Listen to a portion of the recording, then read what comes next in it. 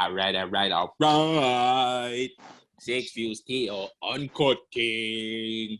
Yeah. We Love Hip Hop alumni, Flash Johnson. Wait a minute. Let me do this properly. New Flash Johnson, We Love Hip Hop alumni, with Trap and Blues and Black Boy Twitch, also alumni. He's alumni, right? All right, just making sure. Durag. Jeez.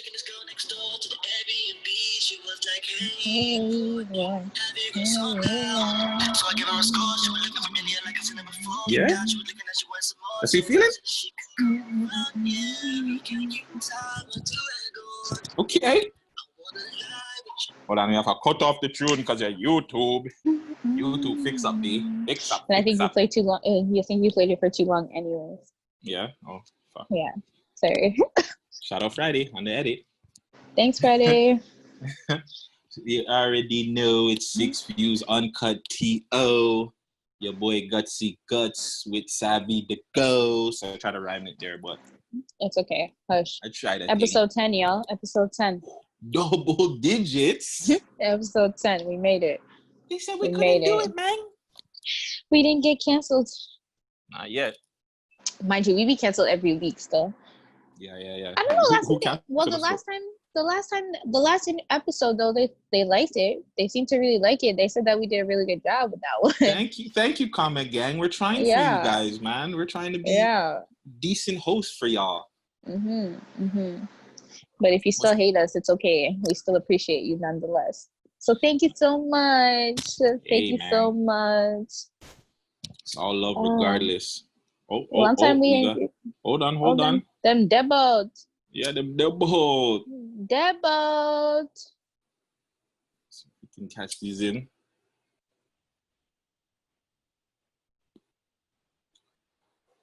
I guess while we wait for them. Want me to give a shout out? You give your shout out? No, do yours. Go ahead. Because I'm like, I know you got a long list and I cut you off last time, you know? So go on. It's all right. Let me start off by this before I forget. What is it? God Candy Edibles. They gave me some edibles a few weeks ago too. Those are the chocolate ones that I brought the time when we went back into Amsterdam and all that stuff. So they brought us that. They gave me this shirt. So shout out God Candy Edibles. Great, y'all. Fuck, where's the mask? My nephew. Mask you were already under today. Yeah. Your isolation mask? He's got some isolation masks. So hit him up, Sadistic Children or Isolation. I'll figure out a way to make this easier for you because I'm talking about him with the name. I'm not feeling the name at all. But it is what it is. And just the city of Toronto, We Love Hip Hop again. Thank you for the platform Friday.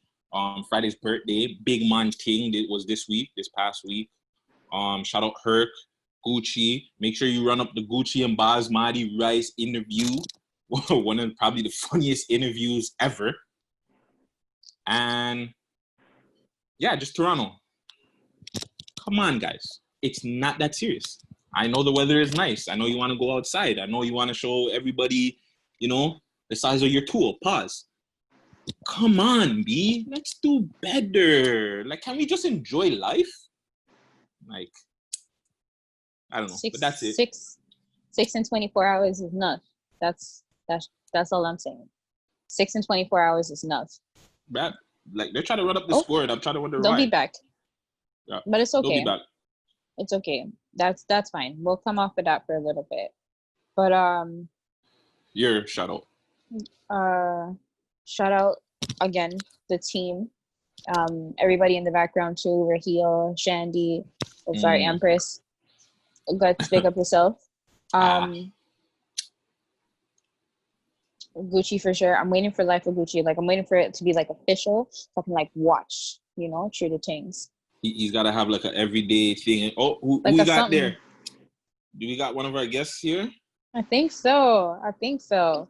Yo, my people's in the building. Who's that? I'm trying to no trim yet, man. My barber's closed.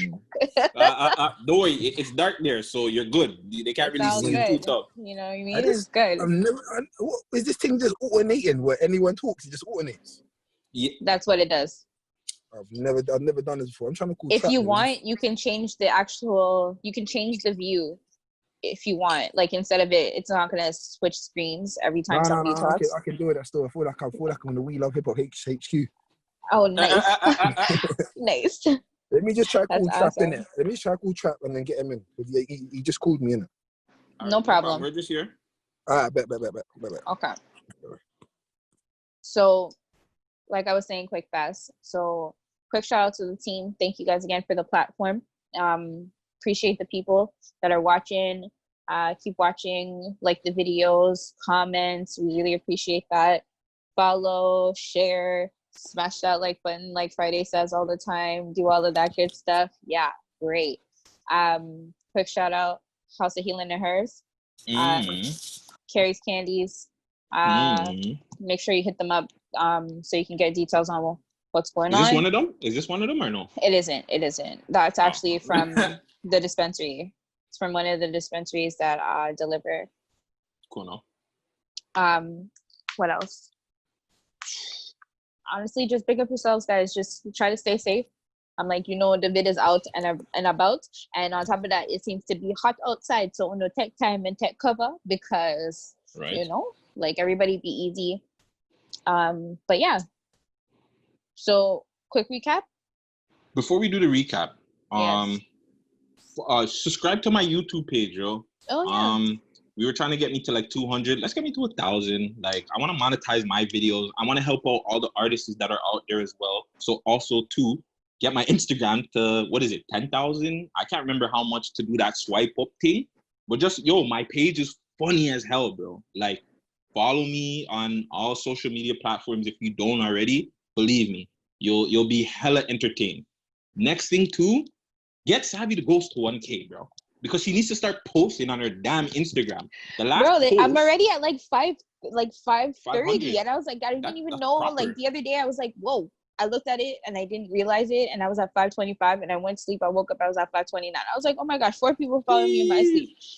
I haven't posted anything on my Instagram. Thank you so much. I post stories sometimes, but I don't actually post. The last time this girl has posted was February the 9th. No, February the 3rd, 2019. That's madness, bro. You're on a social media, you're on TV, you're on YouTube, sorry. You said I'm on TV. Stop it. Technically you're on people's TV. Technically you're on people's TV. I'm not gonna be like Pop Smoke right now and be like, wow, I'm on TV. So the best line in that song. Shout out Feeling Sister tonight. But yeah.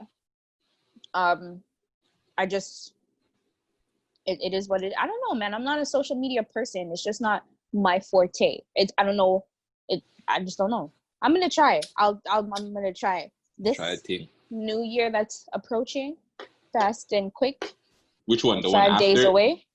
Oh yeah. And that's 5 days away. That one. I'll try my very best to do better. They say every phase is a new year. Yeah. Yeah. And you're an asshole. It's the blunt. Mm-hmm. Anyways, quick recap. Yeah. Last episode was awesome. I hope you guys caught a bit of it. I know it's being posted right now. It's probably Miss out. Ivy.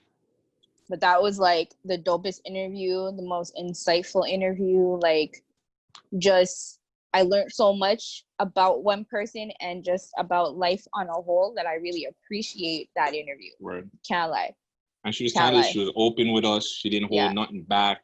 Talking about her, what did Friday call it? Her getting deep in her private. What was it? Private.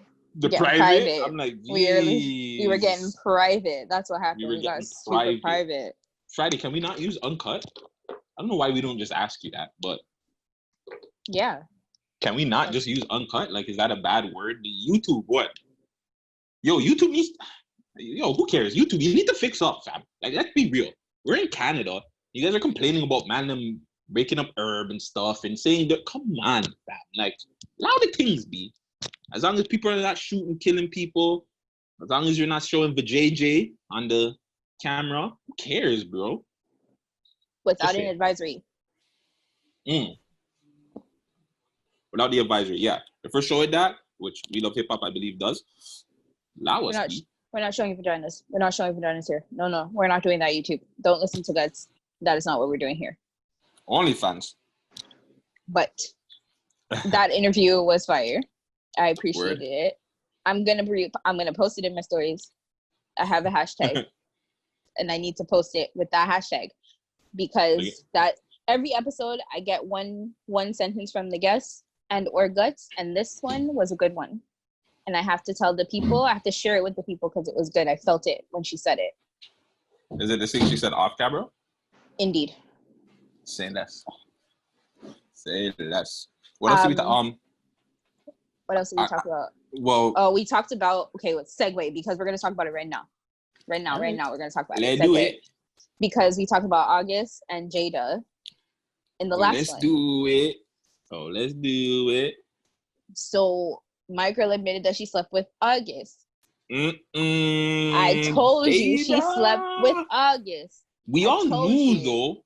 You did confirm. You didn't confirm, but you did say like, yeah, you believed it 1,000. We all believed it, fam. I don't think anybody didn't believe it. I just think it was like it's Will and Jada, so we're giving them the benefit of the doubt. Like, come on. Do you think that it would have been better if she let her mother interview her instead of Will? I don't know. Yes. I think her mom's a realist. I think her mom would have asked her questions that she wouldn't have been able to like go around. I felt like Will, it was a cleanup thing for both of them because Will did come out and say that, yo, this is false, right? She said they both said it was false. I believe August came with the camera and August said, yo, what do you mean, bro? What about this? These photos, these videos are false. And then that's when they're like, all right, we got to kind of clean this up because it's going to look bad. Here's the biggest question for me. How do you feel about the entanglement? Because that is the word of the year. That is the word of the year. An entanglement. You got into a what? You got into an entanglement with August. The way she said, but that's what I'm saying. Like, yo, they scripted that like a bitch. Like, that was one of the best scripted episodes of anything I've ever seen. Because they had that, okay, I'm gonna say this, I'm gonna come back with a funny joke, all right, Jade? I'm gonna come back with something funny, get the people off. Bruh, I don't know. Can you explain to me what that is? An entanglement? It's August.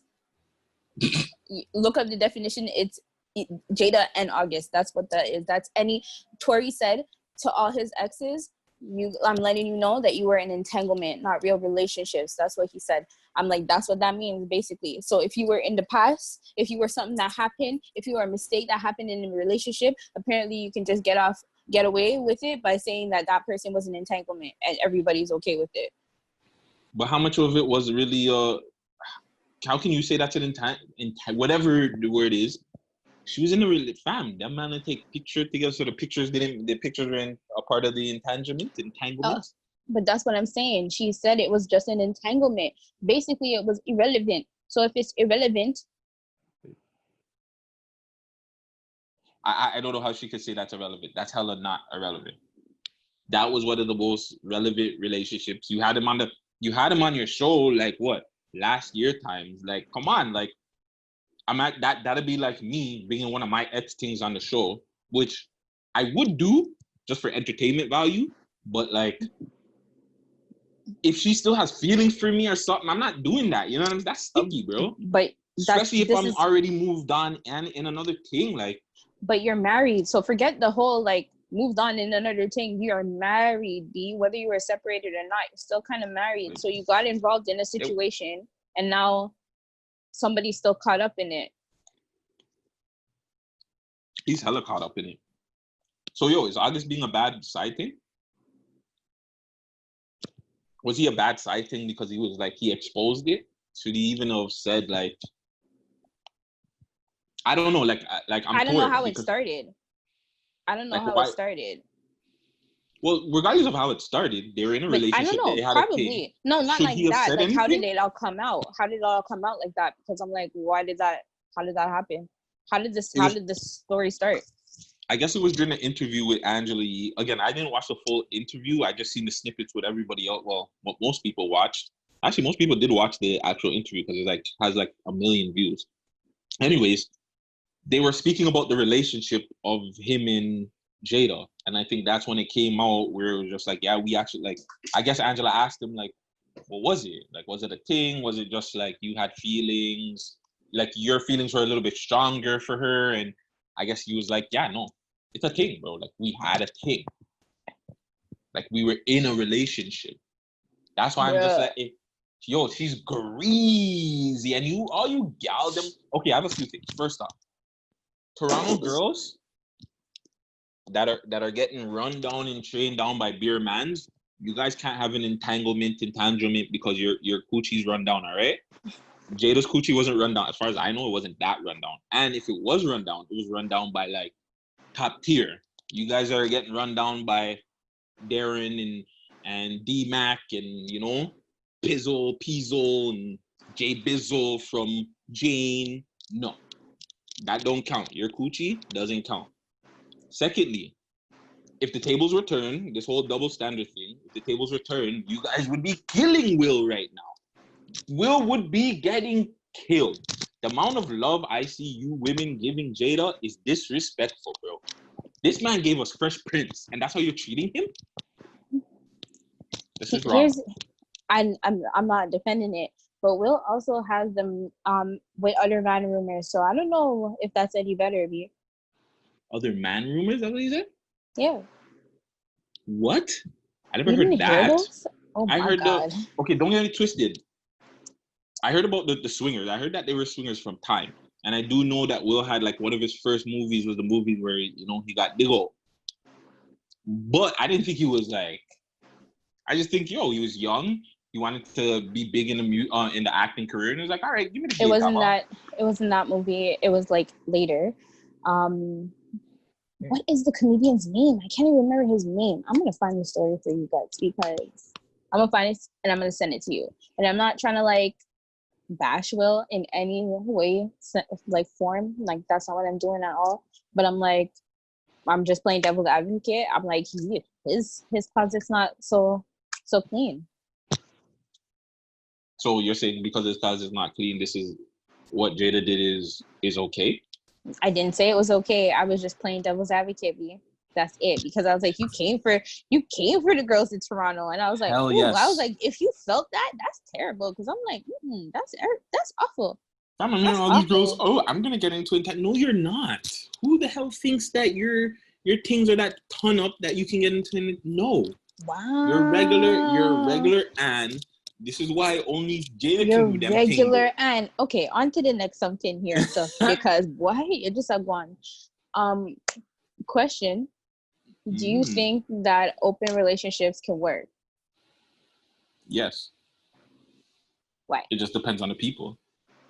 And I feel like I know people that were in relationships that their partner weren't as freaky as them. So it's like they said, all right,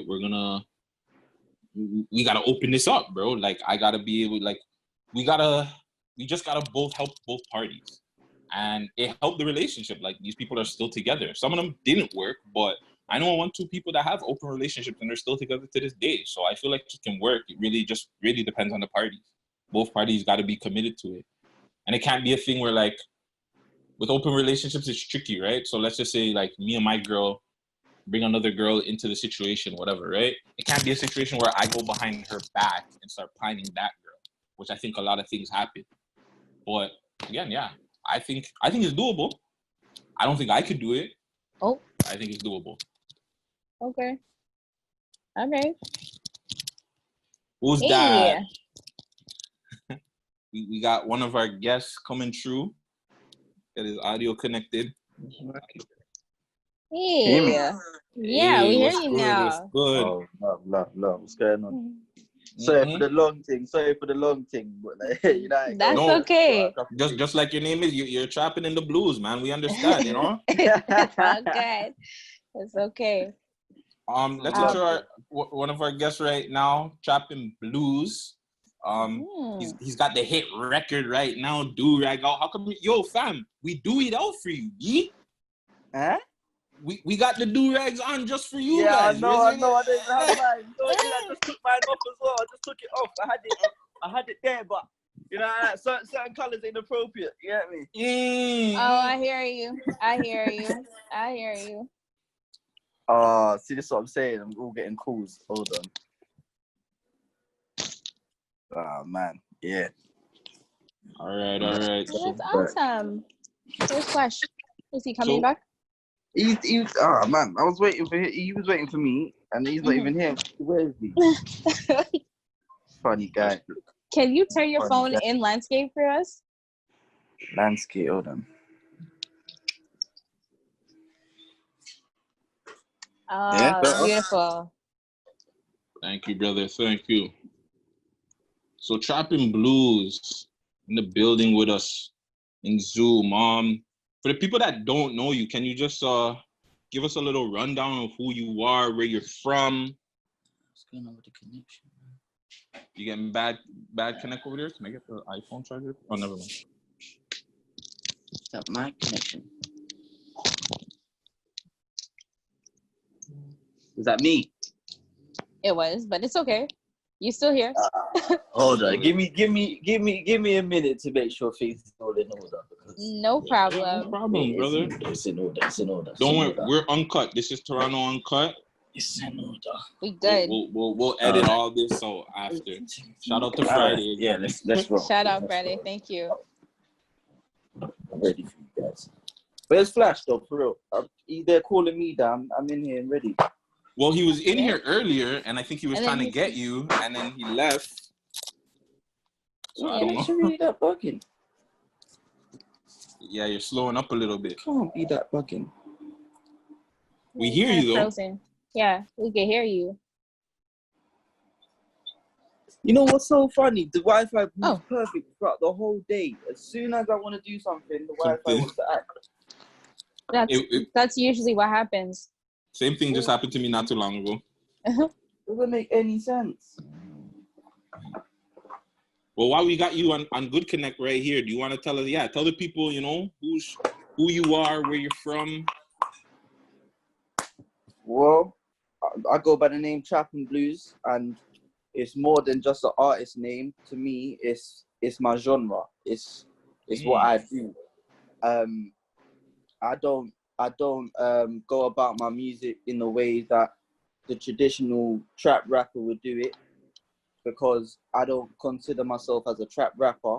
I don't even consider myself as a trapper. I just share my trap experiences in my music, and my music I'd class as more R&B, hip hop, kind of slow jammy. I do a lot of slow jammy kind of stuff. Like the songs that you hear from me now are kind of up tempo, but the archives, ask Flash about the archives and he'll tell you it's all slow jams. Okay. So that's a little bit about myself and just my kind of direction of music. I mean, I'm from South London. I mean, just saying this is South London is basically like little Toronto. You've got all kinds of influences, urban culture, even from down to like the US influence. You've got a lot of US influence. So you just kind of grew up here with a lot of influences, just a mixing pot of influences. You've got the African influence, the Caribbean influence, the UK influence, American influence, even just the Europeans. Like the Europeans have got some music coming that we kind of vibes with. It's crazy. So it's like where I grew up in this mixing pot, that's how you can hear it in the music, because my music almost feels like you've heard it before, but you haven't. You know what I'm saying? It's just nostalgic, just giving you the vibes, you know? So who are some of you talk about the influences? Who are some of your influences musically? Who were you listening to growing up?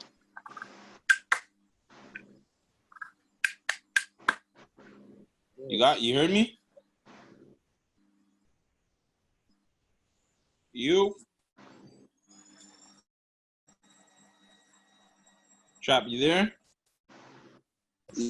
Yeah, I'm there. Can you hear me? We can hear you. Oh my goodness. I'm going to have to switch to the data because I don't know what's going on here. You have a laptop? You have a laptop maybe? Yeah. Let me sign back. Let me sign back in on my MacBook and then That'll probably be a Hopefully Yeah, lot better better. from that'll there. be better. Yeah. Yeah, all right, love. Okay. Don't know. Yeah, all right, I'll sign back in. No All right, problem. let me see if I can get a hold of Flash really quick. Question. Do you think that open relationships can work? Yes. Why? It just depends on the people. And I feel like I know people that were in relationships that their partner weren't as freaky as them. So it's like they said, all right, we gotta open this up, bro. Like I gotta be able, like we just gotta both help both parties. And it helped the relationship. Like these people are still together. Some of them didn't work, but I know 1, 2 people that have open relationships and they're still together to this day. So I feel like it can work. It really depends on the parties. Both parties got to be committed to it. And it can't be a thing where like with open relationships, it's tricky, right? So let's just say like me and my girl bring another girl into the situation, whatever, right? It can't be a situation where I go behind her back and start pining that girl, which I think a lot of things happen. But again, yeah, I think it's doable. I don't think I could do it. Oh, I think it's doable. okay. Okay. Who's Hey. that? We got one of our guests coming through. Get his audio connected. Hear me? Hey. Yeah, we hear what's you good? now. What's good? Oh, love. What's going on? Sorry for the long thing, but like, you know, That's No. okay. Just like your name is, you're trapping in the blues, man. We understand, you know? I'm on my Q's and P's. She gon' twerk it on the live. She ain't got no decency. It's all good. It's okay. Let's enter one of our guests right now, trapping blues. He's got the hit record right now, Do Rag Out. How come, yo, fam, we do it out for you, ye?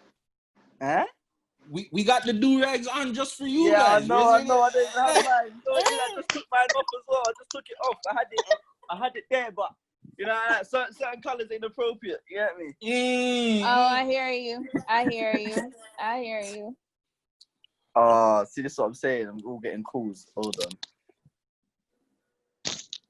Oh man, yeah. All right. That's awesome. First question. Is he coming back? He was, oh man, I was waiting for him. He was waiting for me, and he's not even here. Where is he? Funny guy. Can you turn your Funny phone guy. in landscape for us? Landscape, hold on. Oh, Yeah, beautiful. Thank you, brother. Thank you. So Trapping Blues in the building with us in Zoom. You know what's so funny? The Wi-Fi was perfect throughout the whole day. As soon as I want to do something, the Wi-Fi wants to act. That's usually what happens. Same thing just happened to me not too long ago. Doesn't make any sense. Well, while we got you on Good Connect right here, do you want to tell us? Yeah, tell the people, you know, who you are, where you're from. Well, I go by the name Trapping Blues, and it's more than just an artist name. To me, it's my genre. It's what I do. I don't go about my music in the way that the traditional trap rapper would do it, because I don't consider myself as a trap rapper. I don't even consider myself as a trapper. I just share my trap experiences in my music, and my music I'd class as more R&B, hip hop, kind of slow jammy. I do a lot of slow jammy kind of stuff. Like the songs that you hear from me now are kind of up tempo, but the archives, ask Flash about the archives and they'll tell you it's all slow jams. Okay. So that's a little bit about myself and just my kind of direction of music. I mean, I'm from South London. I mean, just saying this is South London is basically like little Toronto. You've got all kinds of influences, urban culture, even from down to like the US influence. You've got a lot of US influence. So you just kind of grew up here with a lot of influences, just a mixing pot of influences. You've got the African influence, the Caribbean influence, the UK influence, American influence, even just the Europeans. Like the Europeans have got some music coming that we kind of vibes with. That's it's crazy. So it's like where I grew up in this mixing pot. That's how you can hear it in the music because my music almost feels like you've heard it before, but you haven't. You know what I'm saying? It's just nostalgic, just giving you the vibes, you know. This is the biggest blog in Canada. Yeah. Cool, no, cool. You already know this though. You chat already knows this. We're the second, like we're like the uncut no, side. We're a part of the platform. Wait. Let me give you your rosies, yeah? Because niggas don't give niggas their rosies nowadays, yeah? Like I said this to Friday and I swear down, I will screenshot this and send it to both of you, yeah? Or figures of voice I want to. If you come to Toronto, yeah, no matter if you're big or local, yeah, if you fly into the city, yeah, and you don't stop by We Love Hip Hop, you're dissing. 100%. If me don't came to Toronto and don't stop by We Love Hip Hop, yeah, right? Even if it's for a 5-minute interview, yeah, you're dissing. Like there's nothing that really gives you what they give you. Yo, brother, we appreciate that. Honestly, we do, fam. Thank you. No, it's real talk. It's just real talk. It's not even We like, appreciate it. Flashes are onto We Love Hip Hop. Why is he on? No, it's not even that. It's just real talk. Now we appreciate you guys, bro, and we're just trying to give you guys. So much. We're just trying to give everybody the content, and the fact that you actually watch it, bro. Appreciate the hell out of you. But really quick, let me intro our guests again. We got Trappin' Blues and director Flash Johnson in the Zoomers. Mama, 4-1 from the east of the saga. On the garden of 90 kilometers. Us becoming the friends and I'm stopping us. Only watching us. Bow, bow, bow, bow, bow, bow, bow, bow. Friday, yeah, they got their hit Smash Do-Rag out. That's killing it right now with Block Boy. Killing it. I was like, I got my do-rag on. And there's the whole album there, but you know, we ain't gonna talk about it. We will talk about it later. And then, man, you're a director turn. You're not even. We can't even call you a director turn rapper, but you're a director turn what mixtape guy, producer, I guess. Some little executive trying to do all the executive producer thing. That Trap. You see where it's Trap? Yeah, it's Trap's fault because he just started making some bangers. Why is it always my fault? Do you know how many people? Yeah, I've joined this music game because of me. There's my cousins. There's my little brother. You now, so that's like what 5 man. Well, that's a lot of months. Telling you, godfather in this game now. So introduce us. Well, the people already know Director Flash because he's been on our platform a million friggin' times. We'll get into a little bit of questions for him. But who is Trappin' Blues? Who's this guy that's on Def Fuzz? Who's this guy that's singing to the gal them in do-rag, taking Black Boy Twitch's gal? Fam? We got to talk about that too. But and you know what's so funny is that it's a different kind of setting when Flash is in there because he makes me laugh just naturally, innit? A little bit about me. Trappin' Blues is not only just my artist name, but it's just my genre of music. It's when you hear Trappin' Blues, you know what to expect. You expect to hear my trap experiences alongside R&B beats. That even if I'm giving you a trap beat, it's got an element in there where it's melodic. It will never just be straight raw rap. It will never just be straight raw R&B. I'm always both.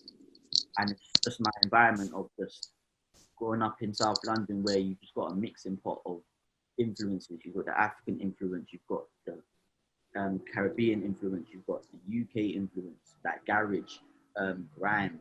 You've got the European influence, like house music. You've got all kinds of different things going on. So where I kind of grew up having all these different influences kind of just shaped who I was as an artist. So when you hear Trappin' Blues, you're really hearing Trappin' Blues, you know what I'm saying? Which is why I said in Defers, I'm like, all the trappers got the blues, because majority of the trappers I know, they don't really listen to trap music. They listen to African music, Caribbean music, R&B on their pastimes. So it's like, it's rare that you'll catch somebody that just all day, every day listens to trap music. You can't. So that's me. That's where I come in. So what's your background? My background, Caribbean, Jamaican. Flash, yours? Yeah, I'm yard still, can't even lie. You might catch me on 5 or 10 on potluck, you get me? Oh, no. Yo, Guts, you're Yeah, outnumbered in this B. Yo, there's no Guyanese out there? Yeah, I've got a couple Guyanese friends. Okay. Enough I know Guyanese. my Guyanese people. Caribbean, innit? So we're all one. For sure, most definitely.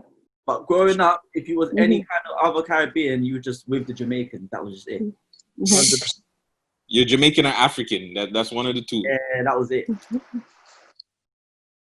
So influences wise, who influenced you music wise growing up?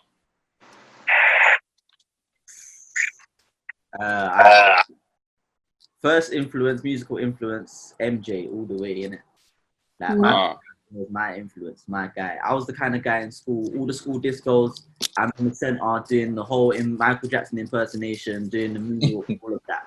Like, I was a dancer at first, innit? So I always used to love dancing. Okay. So I kind of grew up on like Michael Jackson, and then as I grew up, like my dad's a music man as well, so there's a lot of like gospel in the house. So it's that I would listen to a lot of Kirk Franklin, Fred Hammond, Marvin Sapp. Like I've got like a lot of gospel and soul. Like Erykah Badu, I listen to. Nice. Like those are my early influences. As I kind of grew up and I studied music a bit more, like I kind of got this is the trap part of me. Is like for me, yeah, it was 50 Cent, Get Rich, Die Trying. That album and that film done a lot for me in terms of just seeing what things was like growing up different. You know what I'm saying? Because like I can't relate to his story, but yeah, I relate to his story. Do you know what I'm saying? Everything that he was saying, he made me want to go grab a mash and do mad stuff. You know what I mean? Word. Kind of like that's when I started. From there onwards is where I kind of really got more into the more hip hop side of things. He made me get more into like 50 Cent was a major person in this whole hip hop game that made a lot of people turn on to hip hop, because before that, hip hop was still kind of, it wasn't a commercial thing. It wasn't really reaching over here like that. 50 Cent kind of was. I'd say 50 Cent, Jay-Z were the only people to like really make the UK go hip hop. Do you know what I mean? What's that? That. You know what I mean? We had our own kind of versions, but it wasn't that. They made the whole gangster and trap thing seem different. You know what I mean? 50 Cent talked about things differently. Jay-Z talked about things differently with lyricism, and we kind of respect lyricism over everything. Like, you can come with a good tune, people say it's dead if the lyrics are dead. You know what I mean? It's all about lyrics with us. So early on, it's like picking up on them kind of lyrics, 50 Cent, Jay-Z, and then like later years, was just heavily R&B influence for me. Erykah Badu, Music Soul Child, who else? Kind of real soulful, like Marvin Gaye. Even going to like the reggae soul, like Beres Hammond. You know what I mean? Fire, my absolute favorite. You know what I mean? You have to go into them kind of tunes there. Absolute favorite. You know what I'm saying? But I don't know about Flash still. They're older than man. Oh, wow. I'm not gonna lie, yeah. I was a Ja Rule man growing up still. I was on the opposite side still. I was on the Murder Inc. thing still. So, yo, everybody was. First off, everybody was a Murder Inc. fan. Even after or during the battle, people were still bumping Ja, but Ja was just taking all them L's, man. Yeah, I was on my Murder Inc. thing, so I can't even lie to you. Yeah. So because you were listening to Ja, you weren't listening to 50? Is that what you're saying? No, I was bumping 50, but I was a Ja. Listen, if you talk to my older sister, I always say it's murder. I was like, all of that. I can see it. I can see it. All of that. I literally wanted Gutty to sign me. Like, listen, if Gutty signed me, he would have made my day. That's different. I wasn't expecting that, to be honest. I would have expected 50 also, just based on like.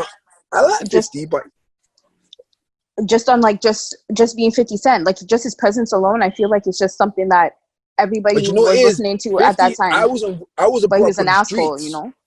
I wasn't brought up on the streets, yeah. So 50 Cent Yeah. relates to the niggas in the streets. Well, I'm not saying Ja Rule wasn't brought up on the streets, but Ja Rule was about the galleys and that, innit? So at that time, Ja Rule kind of represented, like, for me, it was like, yo, you could be kind of gangster. And I ain't gangster, innit? But you can be gangster, but you can also, you know, we can be conservative and still get the galleys, innit? So for me, it was like, yo, he was my idol growing up. You feel me? I hear that. I hear You know that. what I mean? I hear That's that. what it was. So, All the talent yo, shows. I want to know about the UK culture a lot more because, yo, obviously Toronto is taking so much from the UK culture. I feel, and you guys, I feel, take a little bit from us. But just explain, like, how is it growing up in the UK? Both of you guys, I guess, trap, like. Growing trap. Growing up, man, that's a different one. That's a different kind of question because I would say I'm still growing up. When you live here, yeah, things is just different, isn't it? Like the way how like girls are is different. The way how men are different. We'll get to that one. The way how you walk down the road is different. Like you have to kind of decide early on who you're gonna be when you live like where I live. You have to kind of say to yourself, all right, cool, I'm either gonna walk down this path, I'm gonna go down this path. Either you're gonna go good or you're gonna go bad. I've got cousins, friends that are either dead or in jail. Yeah. And these are the kind of guys that I never would have thought would have ended up in them kind of situations. I've got like a real friend of mine that's doing a 30 bid for something that he didn't even do. He wasn't even a part of. See what I'm saying? So it's like you have to pick your choices when you go up where we grow up. Like even down to like the girls will get you in the maddest situation. And not even just off of having a girl or wanting girls, it's just what you have to do to get girls certain times. Certain girls that you go for. It's like if you want that type of girl, you gotta be like this, you gotta be the trap man, you gotta have something about you, you gotta, you know what I mean? And that's how certain man, sorry to interrupt you, that's how certain man fall into it because they want Shanice, yeah? They want, and you know the Shanice is this big South London girl name, yeah? Right? They want Shanice in it, yeah? And so, and they wanted Shanice all their life, innit? All their teenage years, but they wasn't popping. So I'm a trap now, I'm gonna get my money because Shanice is gonna want me. And then boom, they get Shanice. Shanice is now the baby mother, yeah? He gave the whole life story right there. Bow. That's how I got a trap. I'm a lion trap. Put that in the next video. Man. Am I right? I'm not lying, shopping. I'm right in it. Correct me if I'm wrong. Certain man end up in them situations because they feel like that's how they got to move, innit? Literally, I've witnessed people that move like that. So it's like. But I think that's all of us though. I don't even think that's down there. I even think that's down to even Toronto mans. I think when you get to a certain place and you have money and stuff, you look back at a certain shorty that might have wasn't looking at you a certain way, and you be like, "Yo, I'm popping now, shorty." No, but it's What's different. good? It's different. It's different. Here's why it's different. It's because the UK was never like that. When I was growing up, it was never like that. Like back in the day, you didn't have to have bare things to get girls or to make people pay attention. Just simple as people paying attention to you. You didn't have to have all these things. People just paid attention to you if you was either talented or you were just a popular person, innit? Nowadays, it's different. You have to be about something to be a popular person. It's like Instagram numbers being one. Yeah, like numbers, likes, comments, just being bougie. People that will respect you for being bougie. Like that was never a thing in London before. Like it was never a thing like in the UK. It's all because now the eyes and the attention is on the UK. The US is giving us attention. I'll tell you where it started. It started when Kanye done the Brits performance and he brought out. After that, everyone's eyes was on the UK. That was the all-day performance, right? Yeah, from Drake to everybody. Yeah, but what people don't know is that the UK has been paying attention to everyone from a long time. For example, for me personally, I don't know if you must know about it, but there was this producer competition that was based in Toronto. I think who used to host it? Comedian Tricks used to host it. Where Wonder Girl came from. People know about Wonder Girl, but they don't know where she came from. she came from that competition. She won the competition, and that's how she got popping. So I used to pay attention to that because I was a producer. But I was from over here. I all wanted to buy a ticket, come to Toronto to be part of that. But where the pendulum just switched, and now it's all eyes on the UK and the UK sound. The UK sound came from Chicago. Do you know what I'm saying? So it's like, right now, the drill sound is the in sound. Pop Smoke, the Fabio Foreign, the UK drill sound is the one that's in. But it's like, that was never the case. And now that we've got all these artists that's popping and getting good numbers, the girls are just like, yo, we're going to them. We want to be part of this. That's down like 2 out of every, 10 girls is a model? 2. Oh, No, okay. 2. He's cute. I said 2. Nah, bro, Bro. a lot of girls Took his glasses off, everything. that never model in a video, yeah. Like a lot, like there's bare girls. It's not I've that. come across girls that said I'd never modeled in the video, yeah, and twos now they're modeling in the video, yeah. No, they know who they are, innit? We ain't gonna bait them up in it, yeah. But you get me? Like I've come across it, and it's like, right, you see the modeling in the UK. You know how the girls in the 6 year, like if you meet 5 girls in a day in the 6 year, at least 3's been in the telly, yeah, or being in that lifestyle. For sure. Yeah? For sure. Yeah? She's either in the telly, she's in the club, or she works in the spa. 5 girls. 5 random girls, yeah? Out of 3 of them, yeah, has done it in their past or is doing it, yeah? That's how it is in London. So they don't, there's the telly and the strip clubs ain't like that. You feel me? And the spas ain't like that. But every girl models. Everyone's a model. That's their trap. And I don't put it past them. It's cool, innit? You feel me? Do your thing. Because right now, me being in the game for 14 years, I've seen the younger girls, the girls that's my age now, I've seen them do their thing and go. Now it's the younger generation, 20s, 21s, 22s, and now these girls are looking like they're 25, 27s. I'm like, whoa, how old are you? I'm 19, I just finished college. What? I'm gonna say something, yeah. And I don't think it's gonna be controversial, and a lot. We love hip hop. Keep it real. Yeah, Uncut. don't mind. We don't mind. 6 views, uncut. Go ahead. 6 views, sorry. It's okay. You see, the thing with these models, I've witnessed things that I wish I never, because it changed my whole life and my whole perspective on girls, just girls in general. Now, Flash knows about this incident. I'm pretty sure you know about this incident, Flash, because it was the same time me and Flash just kind of just linking up. Same shoot. The girl was drunk off her face, right? Now, the reason why she was drunk off her face is because the artist and his camp bought £500 worth of alcohol for the one video shoot. That's $1,000 or $900, people. Okay, I was just Okay. gonna say that. Flash, just explain that for I was like, it's like $900. Okay, go on. Mhm. That's a lot of money, but go on. So there's about 10 models. You don't need £500 worth of alcohol for 10 models. So they're moving nuts. Right? Then all of a sudden, I'm hearing things going on upstairs. Now, I was the person that was meant to make sure the models was okay. You know what I mean? I was there doing behind the scenes and all those things. proper behind the scenes. Yeah, I was doing behind the scenes, doing photography. Flash was there. I was all helping Flash out with his stuff and tear. You're just a jack of all trades. You said you were the producer. Now you're the photographer. Don't worry. I'm gonna give him his rosies. Okay. I'm gonna give him his rosies in this interview. Don't worry. His rosies are coming. Okay. They're growing All right right. now. So I'm just doing what I need to do. Now, I'm supposed to make sure that they're good, but I'm hearing things going on upstairs. I've gone upstairs. The gal is in one of the rooms doing the Manzolini. Now, that's not professional. And it wasn't even the artist that she was in there with.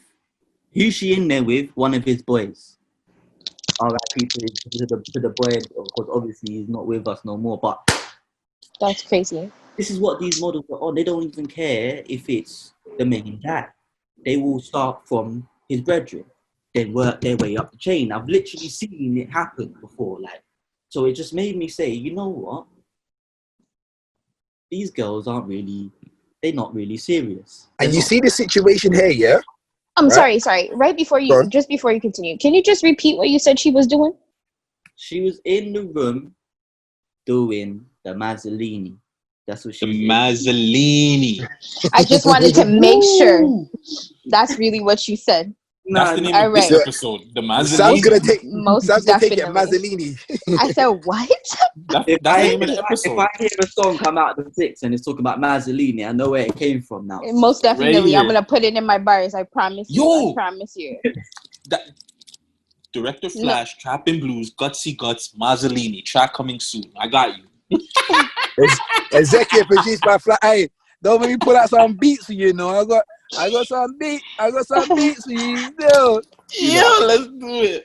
Got some beats for you still. True. But Yo, I'm this so is- sorry. I cut you off. But I cut you Do you know? off. Do you know? You see that situation there, yeah? Mhm. That's why I was thinking about doing an EP towards the end of the year, yeah? Only reason, because I like this name. Love Me Now, Not When I'm Lit. Just because of that those situations, the girls. That's only, they have no reason to put out no more music at the end of the year after their album, but it's just because, yeah, this situation occurs all the time, yeah? I've had girls in my past say to me, I can't date you because you're in the music industry and you're around females, yeah? And you travel, yeah? But love me now, not when I'm lit. Because the minute you see, for example, I don't know, let's say Drake, me with a picture with Drake, yeah? Right? Hey, big head. Right? Bro, every time I go to Canada, yeah? Right? And I not as much no more, but like, couple when I first started going there, and it's like, hey, big head, hey, how you doing? What are you up to? I'm like, huh? Because I'm lit. You're popping now. Because I'm lit. When I'm in the ends, I'm not lit. I'm in the ends, I'm just, yeah, you move like you move in the ends. But, when I'm in Canada, you see the response. You see, hey, big head. So that's what I'm saying to them. Love me now, not when I'm lit. Because when I'm lit, you can't love me, bro. You feel me? And I got the first track on this called Suck My Dick with Nana Yes, Goody. sir. Shout out Nana Goody. Shout out Nana. So that situation there with Trap, yeah, that Trap saying is just so true. Like, and no disrespect to these girls, but it's just like, bro, like but not all of them. Not all of them. Some of them know how to handle business. Some of them don't have it. They don't have the it factor? No, they don't have. They go to they treat it like a job. They treat it like the Trap. They go to their shoot, 4 hours. Oh, babes, I might need you half an hour extra. Yeah, overtime. Or if you're cool with the director, some girls go, "Alright, Flash, I got you." But if it's anything over an hour, I need £50 more in it. It's $100. Alright, well, I understand. It's a business. But some of them is, it's fun. I got to say something because I have to, innit? Now, there is a percentage out there that aren't like that, innit? Like, 100. They're professional. They show up on time. They get their hours done. And they go home. Yeah, this is not a model bashing thing, by the way. Not a model. Yeah, We're not model bashing. But also, I've got to also say this. People are gonna say man's a chump for it, but a man's not a chump, innit? Some of you man out there, yeah, will invite a model to a shoot, right? Paying them or whatever, and you think that the payment that you're giving them is your receipt to smash. It's not your receipt to smash. It's not, and she's not there to be grabbed by you. She's not there to be spoken illy of. She's there to do her work and go home. You see what I'm saying? And there's some man that take the absolute piss with it. I literally seen it with my own 2 eyes. They will grab the girl by her arm, by her everything, her waist, by her clothing, by her hair, anything. You know what I'm saying? And just treat her like she's not there as a human being, as she's like a mannequin. Some people think, oh, because she's a model, she's a mannequin. No, it's not. That's not the case. this is just my little word out there to the people that do wrong in it. I just gotta talk to the wrong ones. Yeah, it's not the girls sometimes. Like sometimes the girls are a bit of a cannons and that, yeah, right. But they just want the litness here. But there is a lot out there that actually do work hard. You feel me? Like you say, it's not a model bashing thing, innit? Like it's just that, you know. So totally random, because I'm off with this model thing. You guys you gone too far. So right now, totally random. No, what's your favorite food? I want a chicken and thing in Morton or Redwoods DT still kind of like Caribbean all the way. What you said just now? That I'm on a chicken and thing in Morton or a Roy Woods DT Caribbean food all day long. Got you. Okay. Is it a jerk? Hold on, sorry. Is it a jerk chicken, fried chicken? Nah, it's the barbecue thing, especially in summertime after Cabana. Okay, cool, no. I'd say, boy, I don't know. You know, either curry goat. Yeah. Either curry goat. But the thing is, I'm different though. I'm different with it because I like Italian food, so I like lasagna and Me stuff. too. So do I. My favorite food was like techie, but I'm gonna have to go for. Oh no! All right, you got it. I got it. Alright, cool. My favorite, has to be ackee and saltfish, green banana, boiled dumpling. Has to be boiled dumpling. Why? And hot food. Okay, that's how you're feeling. Is my You see, it's a strong back thing. That's what it is. You see, that's I was just about to say them food there. Yeah, get the girl them in a certain situation, eh? Favorite food of all time has to be hard food. You know what's so mad? That's I'm Jamaican and I never had ackee and saltfish. Pardon? Are you allergic to fish? No, I've never had it in my life. It You just never had it. It doesn't. I don't nice. Rock with it either. Still, I don't like ackee. It's a national dish. You need to taste it at the very least, Steve. Yeah, he does. He definitely does. I'm not talking to you. Yeah. Some people just can't do ackee right though. That's what it is. That's the other thing too. But Trap, what's your ties to Toronto? Because it seems like you know a lot about Toronto. Like telling me about Wonder Girl and certain competitions. Like, you know what it is? It's just, I'll tell you what it is. I'm a lover of good music, and I don't like saturation. I hate it when everyone sounds the same, sounds similar. And there was a time when there was no one coming out of the six. You know what I'm saying? No one. And the only people that was really coming out of the six like that was Drake, Tory Lanez, Justin Bieber, The Weeknd, and Party Next Door. There was just 5 people at one point. Justin Bieber, no one really knew. It's only when you just mentioned, oh yeah, I'm Canadian. And it's like, oh yeah, you're actually Canadian. You know what I'm saying? Tory Lanez, like, yo, like, I'm Canadian. It's like, oh yeah, you're actually Canadian. You know what I'm saying? You forget. So it's like, but I was listening to Tory Lanez just before he dropped Chicks Tapes 1. Mm-hmm. Back when he done, what was the name of that mixtape where he's got the where he's sitting on the step with the 40 ounce? I wouldn't be able to remember that.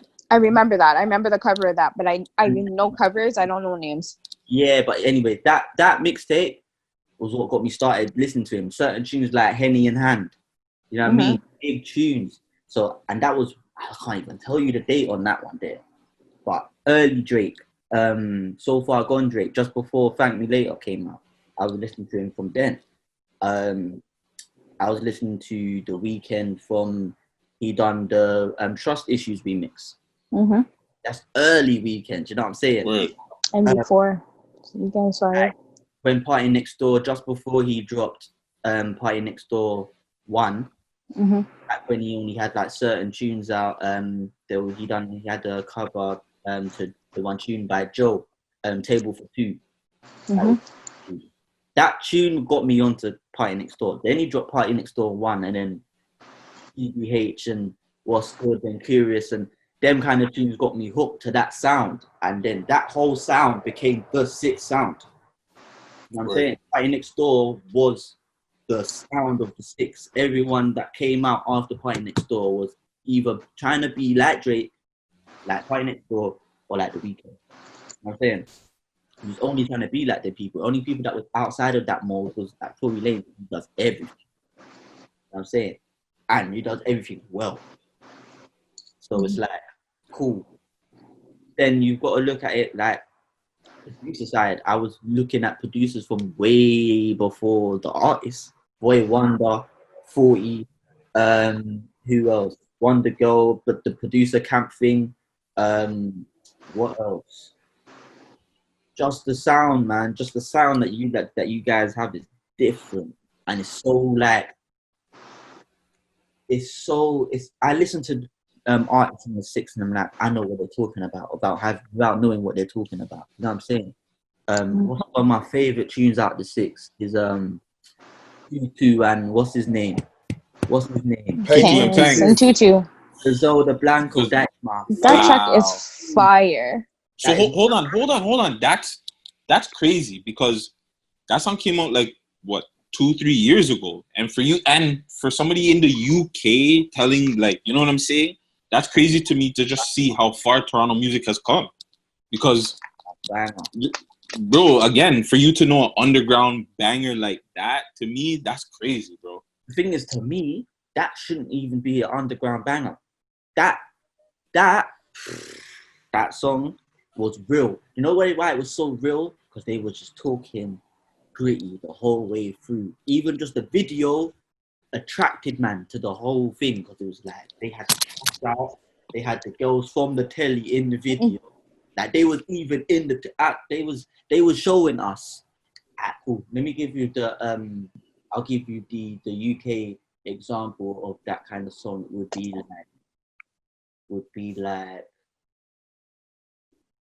I would think like 6-7 Let's Alert. Nah. It'd be like Blade Brown.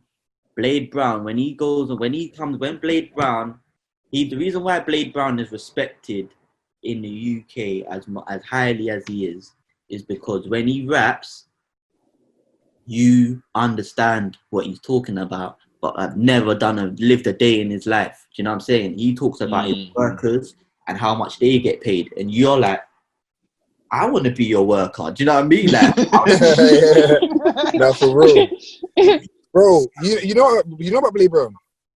No, I don't. I And don't I'm know gonna about listen him, to him. Go It's okay. and search Blade Brown. He's talking I'm gonna some go do it real right now. stuff.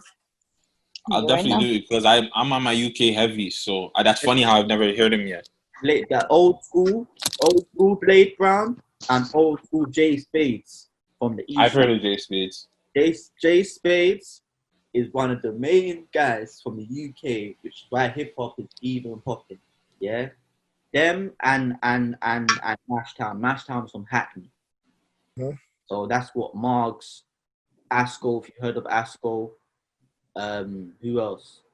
Tricky, but they was like heavily hip hop when Hypo. It was hip. They was hip hop. It was hip hop before it was hip hop. It was grime these days. Everyone was doing grime, jumping on grime beats. Wiley, Skepta, Chip. You know what I mean? But they was the only ones doing hip hop, and then Gigs came with Talking the Hardest. That topped the whole of London when that dropped. Everyone switched to doing hip hop after Gigs came out, and then I'll tell you what changed it. I'll tell you what changed hip hop across the world. Yeah, and no one has given him his roses, and that's Ace Hood, Hustle Hard. Yeah. Ooh. Everyone changed their flow, their beats, everything. That whole era changed to the Lex Luger type beats and that kind of flow. Mm-hmm. No one was coming with the Ace Hood flow before Ace Hood came with it. You know what I'm saying? Throughout the whole track. They might have had a little bit, but not throughout the whole track. And what he was saying, he was preaching and giving you real stuff. He was giving you trap, he was giving you real. Yeah, cool. I heard when Ace Hood made that he was homeless, and that tune was the tune. He asked Cali for some money in it, and Cali said, "Make this song, it'll change your life," or something like that. And then Jay Spades done a cover, and everyone in the UK was banging the Hustle Hard remix. Then everyone's got a Hustle Hard remix. It was about 10 rappers with Hustle Hard remixes. Even I had my own Hustle Hard remix on my PC. You know what I'm saying? There's certain tunes So remix. Those are facts. There are just some songs that you just have to remix. Here's my question for you, because you went to Hustle Hard and you said you had a remix. So how long have you been making music? Cool. I've been making music. Do you want to know just for the love of it or proper making music? When did you start taking it seriously first? Like, when did you start taking it seriously? I started taking music seriously when my school got basically like a music fund, and they got like all new equipment. They got like a whole bunch of Macs. They had Logic on there and all kinds of things. So it was like, when that came, I was already used to Logic at that point, but they had the newer version. I was working on the old version on my PC from like the age of 8. My dad just had it there in the box room, so it was like I was always. So just to put a pin in that, so you're saying that you were making music from like 8? Yeah, I was like, because I grew up in church, so my dad was part of the band, so it was like he played piano, so he was always like rehearsing, doing rehearsals. I had to go with him to rehearsals. Were you in the choir? No, I wasn't in the choir, but I played the drum. Okay. All so right. the drummer always used to be late. So I used to fill in. I used to love playing drums, so I used to fill in. Because I was so good, they just ended up saying, yeah, just be the drummer in church. So I was like age 7, slapping up the drums in church. So I always had the rhythm and the music in me. So age 8, 9, I'm in my house and whatever. My dad makes little R&B tunes upstairs and whatever, you know what I mean? Just out of hobby. But he was just like, yeah, just press certain keys, showed me different chords, showed me like different things to click, and this is how you make a track. And then from there, he just left me on my ones to just figure it out for myself. And then obviously fast forward, school now must have been what, 13, 14, and this is when funky house was like a major thing. Like funky house was coming through the ranks, so I'm like, fuck it, man's gonna make a little funky house tune at home. I don't remember what I called it, but I put it on my phone, came to school the next day showing people. I'm like, I've got a funky house song, and people was like, oh, this is actually kind of all right. Back in the days, you had the Bluetooth thing, so I just sent it to people's phones, and they had it on their phones and whatever. And then they was like, nah, like, you're actually kind of good. Like, you made the beat. I'm like, yeah. So I'm in school. We had a little studio. It was like a small room, and just had one computer in there and speakers. And I'd go in there lunchtime, break time, after school, before school, doesn't matter when. I'll go in there and get my grind on. Oh, what happened? Can you see me? Yes. Yeah, you're good. Came off the back. So I used to go in there and just make beats, but we didn't have no mic. So you know that the old school Macs had the mic in the top. I had to record in the top, just put my voice onto tracks, and then mix it like that. So it was sounding way different. You know what I'm saying? So it was like cool, but so the majority of the time it was just beats. I was the only kid in school with like 90 beats on his profile.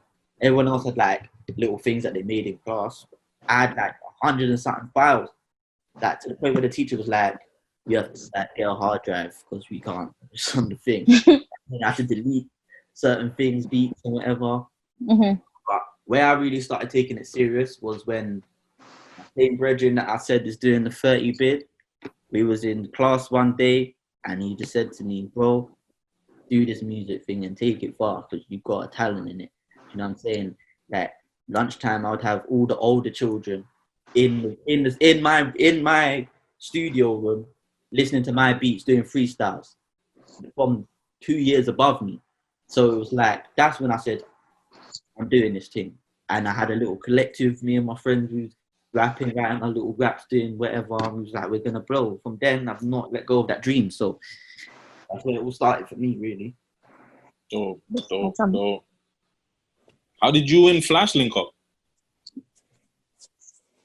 That same story, you see that same story where I said the girl was upstairs with the man doing the Mazzoline? Same shit is when I've met Flash. But it's the maddest thing is me meeting Trap, yeah? When you man finish, Trap has got a song, yeah, that speaks to all black women, yeah? This song is so sick, yeah? And it's on Spotify, and you can go and listen to it now. It's called Menelin, yeah? Right?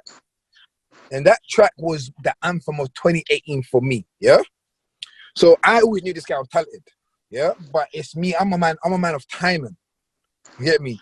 So I ain't seen bro before Do-Rag, I ain't seen bro in 2 years.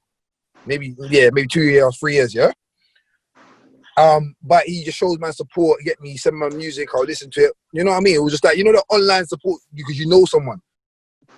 With then Do-Rag came on. We made Do-Rag and Defers in quarantine. We didn't even see each other. Okay. You feel me? Like Defers was on FaceTime. Only watching us on the West End, on the West End. Yeah. Bullets in the heads when they test. You feel me? And he doesn't even have a proper mic stand. He held the mic and a sock, and they made Defers. What? You know what I mean? Wait, rewind. Come again. You put your That's that. microphone in a sock. You'll find. I'm writing that down. I would get it out and show you, but That's that hood-ish. No, I like that. I'm ready. I wrote that down because I'm probably gonna Improvise. do that. You gotta I'm gonna do that. improvise. Don't worry. I would use a sock. Mm. I ain't got a mic stand. I hold a handheld, That's what's up. techie stuff. But And record all the DJ drops in the car for close sound. your car is the same as a booth. Pretty much. Oh, if you think about it, you're if so you think about right. it, You can shout in your car. There's no echo. you see how that ding came on right there? It's like there's like the flashlight.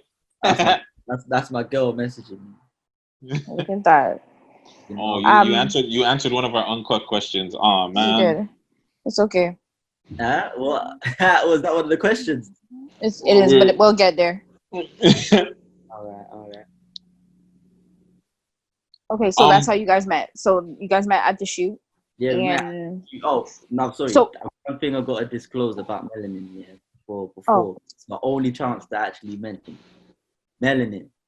For those that know that there was a music video, yes, there was a music video. I took it down. The reason why I took it down is because it didn't go the way that I wanted it to go. The reason why it didn't go the way I wanted it to go is because black people don't know how to show up. Yeah? No. I made a whole song, yeah, about melanin. Not just melanin in black people, melanin as what it is. It's described on Google. It says a pigment, yeah? I even put the description of what melanin is at the beginning of the video. And invited 30 girls to come down and be part of a photo shoot where I wanted... Yo, we don't want YouTube to mash us up, eh? We don't want YouTube to mash us up. come on, give us a chance. I was plugging. I got it. I invited about 30 people, right? And this is from white girls to mixed race to black because I wanted to show unity. The song was about unity. There's even references in the song where I'm talking about white girls in reference to cocaine and she won't peddle it because she's a good girl. So I'm saying in the thing, it's just bigging up women in general, all shapes and sizes. I wanted all shapes and sizes in the video.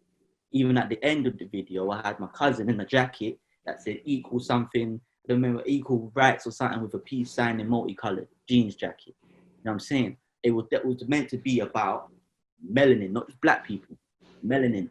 Because you've got melanin in dogs, in animals. So it's like, it's a unity thing. People took it further than it needed to go and was like, there wasn't that much black girls in the video. All because only 4 or 5 out of the 30 that I invited actually showed up. Including my aunt and her people didn't show up. You know what I'm saying? I would have told them F him and still drop the video, bro. If that's your opinion, that's your opinion. I would have kept it out. I would have been like, yo, that's your opinion, but you know what your message that you were trying to get out. You know what I'm saying?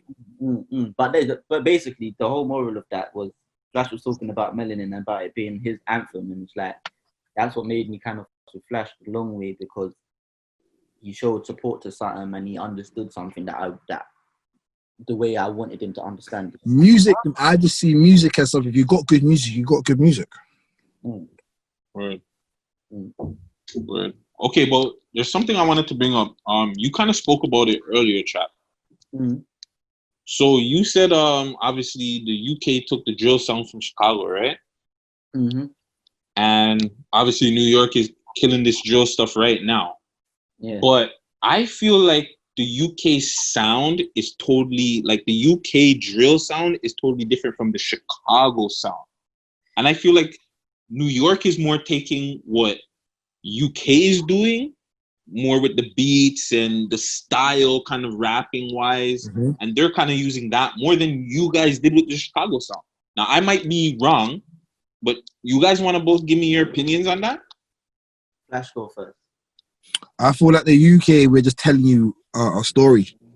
Do you know what I mean? We're telling you how it is over here. If you really listen to some of these UK artists, what they're saying, you not being from here, like, they're really showing you, because a lot of Americans come over here and think, oh, it's just tea and crumpets. Tea and crumpets, it's just, you know, social London. But they don't realize, like, yo, there is the dunya right here. You feel me? Not everyone's from the dunya, but there is a dunya right here, and you have to listen to what some of these men are saying. And so, because they're shining nice, bro, somebody, if you look back at some of these rappers from before they were shining, before they were popping, and how they dressed, you can always tell a rapper that's doing well, yeah, and is getting money about from how they dress. But I'm not even speaking more like them doing well per se. I'm more speaking the sound, like musically. Like when I hear man's like Chip, Skepta. Remember, they've come from grime, the grime era. So drill is just, to do drill is easy because you coming from pirate radio. Yeah. Yeah, pirate radio, spitting in a room with 20 men trying to grab that mic. No, but this is the thing though. This is the thing that I'm gonna say about drill, and you guys are right in terms of us taking the sound from Chicago and changing it. But early on, it never changed. If you listen to early 6-7, it's slower. Like right now, drill, for it to be drill, has to be 140 BPM, which is the same tempo as grime, and it has to have that off pattern beat pattern, right? So it would be like that boom, ka, ka, boom, boom, boom. It's basically almost like a bashment drum pattern on a grime beat. See what I'm saying? When you so explain that too. So is that the difference between grime and UK drill? Because like maybe I'm getting both of these confused. Like, I'll tell you what happened with UK drill in the early years. Chief Keef came out with his stuff, and then you had the whole Fredo Santana, and you had, who else did you have from over there? You had a few people, SD. Yeah, Little Reese and them. And their beats was kind of slower drill, but they was talking about some stuff. See what I'm saying? Where obviously it came over and we was like, yeah, we listened to that. Everyone was banging Chief Keef and Gucci Mane, and you know what I'm saying? We was banging that heavy, but because we literally just came from grime, we literally, like, within the same 10 years, we've gone from grime being the main thing to it being gigs is coming out with Talking the Hardest. You've got people like Blade Brown, Jay Spade, and you've got the whole hip hop movement. And then now Chief Keef. So it was like, what do we do? Like, cool. Let's just go back to our thing, innit? Which is 140 BPM, lyrics, and we'll just use that same influence. So then you had 6-7 coming up with tunes like Let's Lurk. Let's Lurk was the first drill tune to be in the blueprint of the modern day drill tune. After Let's Lurk, everything followed Let's Lurk. Mm-hmm. You know, it was like the sound had to sound dark. You know what I'm saying? Michael Dapper took the Let's Lurk beat and went global with it. And went global with it. I was the first Canadian person to repost or post Michael Dapper. That was my guy, bro. Here's the thing. Everyone else across the world was like, Michael Dapper, man's not hot. And all of that, loving it. You see me? See if that song comes on in the club? What am I doing? Chilling. You want to hear Let's What Lurk? is he saying? Well, I don't care about this song. I don't care about Michael Dapper. I don't care how many views it's got. I don't care about the numbers. You look and have your fun, smile, jump up and down all day. I don't care. Do you know why? Because I like originality. It's not his beat and it's not his tune. And he's taken it and gone further with it. Round of applause to him. now play Let's Lurk for me, and let's see what response we'll get. Did he ever give 6-7 like shout out for that? He ever like, yo, shout out 6-7 for the beat or 6-7 is the reason why he was even able to do it in the first place, because he done a little comedy video with them. Right? Yeah. And he done the script back, and it was funny. Then he put it on the tune and came with the tune. You know what I'm saying? So, and they branded him out on stage at one of their performances to do the same thing, the funny thing. Yeah, it was a joke. And he took it serious and it went far. So it's like, cool. You know, everyone can big up the joke, but I'm not bigging up the joke. I'm not in this thing for banter. There's people like me that have been grinding in this game with talent. And there's a lot of talented people in the UK. I'm going to go back to the drill part, but there's a lot of talented people in the UK that don't get their shine because it's just not gimmicky enough. Good music don't sell nowadays. Everyone wants the fugazi shit, i.e., like, for example, and you're probably going to get into the Deffa stuff, but Deffa's got a better response than Durag, but Durag's the anthem. The better, I don't care. It's me on the track. Durag's the better tune, yeah? So I'm saying, it's the guy that made the tune. I realize that you guys have been talking about this Deffa's thing, and I'm just going to cut off all the this talks. What's the beef, B? What's the mix-up? Yeah. What do you mean? Like, what's the mix-up? Like, you know, like, give me the juice, like, give me the tea. Tell me what the track is really about, because I'm like, if you're really trying to who are you trying to def us with the track? Who are you trying to do it with? Because I'm like, you literally said you're not a rapper. You got dared to do it, and you're sounding like you got bars. So man's like Savage trying to get all walk on here. I started off as a rapper, and the reason why I stopped rapping is because of what I just spoke about. It's because talented people don't get the shine. It's about the gimmicks. It's about the chains. It's about the clothes, and it's about the gal that you have around you, or mandem that you have around you. What gang you're a part of. You have to have all these different things before the talent when it comes to rap. Rap, people don't care if you can spit. That's why, so to cut you, that's why you see when I call trap here, right? When obviously you've come back from Toronto, we're quarantined now, yeah. Started the album in Toronto, right? And I've called trap and I'm like, yo, bro, can you do me a drill song, yeah, but singing, yeah? Because I heard one of his new tunes. I put them on the London Canada playlist, yeah. Then he's like, yeah, I could do something. He sent me Durag, innit, like a rough sketch. I was like, this is mad. He was on FaceTime. I was like, yo, I got beats, you know, because I got big up Kino, innit. Kino's my producer. He sent me bare beats. And so I sent him Deffa's, innit, yeah? He's like, say no more. Then I woke up in the morning, I heard Deffa's, you, nyai, bad thing, nyai. I'm like, I was like, oh, shit. I was like, this but is no, talk hard. about you going to Weston Road and thing. I said, oh, you came all over Toronto and that's just why fucked that's it why I up. was like, hold on, what did the nigga know about I'm gonna tell you Weston how. Road? I'm gonna tell you how. So I said to him when he started, he said Deffa's. I was like, raw, boom. Because obviously trap puts out good music, yeah, and I see that he wasn't getting the love that he's getting now, yeah, right? Before all that, so I was like, raw, boom. I was like, Toronto is one of them places. Like, if you're from the east, you're from the east. You're from the west, you're from the west. Yeah, I've had problems, but I've had man saying, "Yo, when I put the first documentary out, yo, why you got better Western man? Why you not putting the Eastern man on?" But I didn't know nothing about the Western East when I first came. Yeah, I didn't know. I just like, yo, I was around who I was around, and whoever wants to work supporting me. Yeah. Yeah. So, but then I said to Trap, obviously, as I've gone, I've got Mandem in the East, I've got Mandem in the West, you get me, I've got Man DT. So I was like to Trap, you know what, yeah? Boom. Talk about the West. This is, as a Trap, you cool. You got Jana Finch. Yeah, Jana Finch is like Brixton. Then you got Rexdale. Rexdale's at Peckham, yeah? Right? And everyone knows, you know, there's a little, whatever politics, but I was like, we're not trying to get into the politics because that's not what we're about. Yeah, we're not from there, yeah? Then you got the Eastern, yeah? I said, you got the Eastern, so put on for the Eastern, man. Get me? I got a couple man in Scarborough, so I put on for the Eastern, man. And, I don't know, I got friends in Oshawa and all that, so I put on for the East, yeah?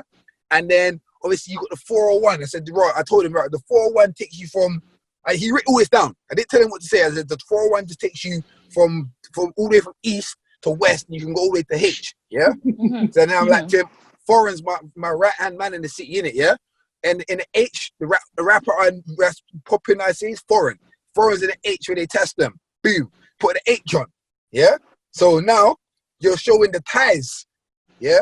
Like he's talking about every end from east to west to the H. You feel me? And then obviously you talking about west, you got the west, yeah. So all of that stuff. And then I woke up in the morning and I heard Defaz and I heard how he put it together. I was like, fuck. You like things that I got chicks in the six working in the telly. I couldn't believe it. I was like, oh my God. So here's, okay, sorry. Because now I'm like, I'm shocked. So before you made this track, sir, you didn't know about these places? He didn't know nothing about Toronto. I knew small about Toronto. Yeah. Through music. So Fire. it would be like, You're fired. You're fired. No, Right. no, it's okay. You're gonna make me want to I can't download Spotify for you. I can't do that. You need to put the rest of your music on Tidal. So hold on, Trap. Like- You've never like been here I- before? He's never been here before? You've never been Never to been to Toronto? Toronto in his life. Oh, man. So you know when you come down, we got the first interview, like the first libas. I had a friend out there one time. I forgot her name, man, but it was a good couple years back. And I was like, oh, so what kind of music is popping out there? Do you not like? This time I was heavy on Drake, heavy. And I was like, oh, what, do you listen to Drake? She's like, no. I was like, but you're you're from Toronto. What do you mean? And she's like, oh, I'm Drake. You need to listen to some of the people that we've got out here. And then from there, that's when I've just kind of been like, cool, Toronto. And then Flash was like, yo, I'm in Toronto. I was like, it was just like coincidence. So I was like, oh, cool. I mean, he used to just call man while he was out there and just chat to me about things that was out there, like certain people he was backing up with, like certain food shops, this guy would call me every single time you go Popeyes. He'd be like, yeah, I'm just going Popeyes, got to get something food, you know, got to get something good, you know. And he'll come back and he'll be talking like he's a Toronto man. Like, I still do. UK slang's out the window. Yo, honestly, Flash, we gotta big you up for that. You're talking about giving people flowers. The way you big up our city, though, I don't think that 7 gets days a week. appreciated, bro. That does not get appreciated enough because you come out here and you're putting on for the city, just like the man said, almost more than the UK. But even just more than, you're doing a lot more than guys that are from the city here, bro. So we appreciate you down here. I appreciate you. I don't know about anybody else, but man, I appreciate you out here. Do you know what? The city's in my blood. I talk to my brethren like I'm from the city, and sometimes I'll be like, yo, man, this shot is moving mad, and they're like, what? I hear you be like, yo, girl, and like, oh shit, what are you talking about, fam? Like, I mean, I see certain words. I'm like, and I was like, you know. It's yeah, guy, you know. I'm like, I do know, but you know that I know, but you're saying you know. You know what I mean? That's like, that's like you know what I mean, isn't it? That's basically that. Mm-hmm. So really quick, because we got into some new stuff really quick, but you guys weren't here. Speaking about shorties going mad, you got something, Sav? You wanna? No, it's okay. It's okay. I could probably ask it later. Go ahead. All right. Go ahead. Obviously, I'm pretty sure you guys heard, like, Jada and Will were lying. She really did have the little flex with August there. What's your guys' whole take on this whole thing really quick? And, like, what's the word again? Entanglement? Are y'all getting yourselves into any entanglements? It's July. Why are we talking about August?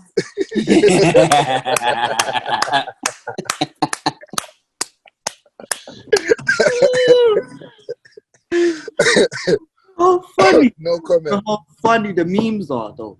The memes are funny. I am dying at the memes, bro. Will, yeah, I feel sorry for Will. I feel so sorry for Will. But Quick, fast, sidebar. No sidebar. You only get one no comment on 6 Views Uncut. Oh, yes, One. yes. So you saw how you just used yours? I hope you're ready because it gets different. But please to continue. Shit, I didn't even smoke. It's called hot, fam. Will, yeah. No, but Will, I don't know, man. No, you know what's a sick one too? Sorry to cut you guys. Jada, don't July about August. Yeah. Oh man. But you But- know, yeah.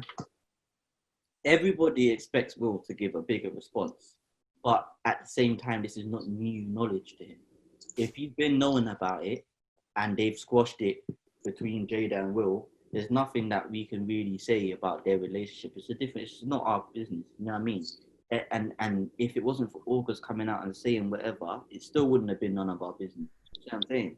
It would have just been swept underneath the rug and no one would have been none the wiser.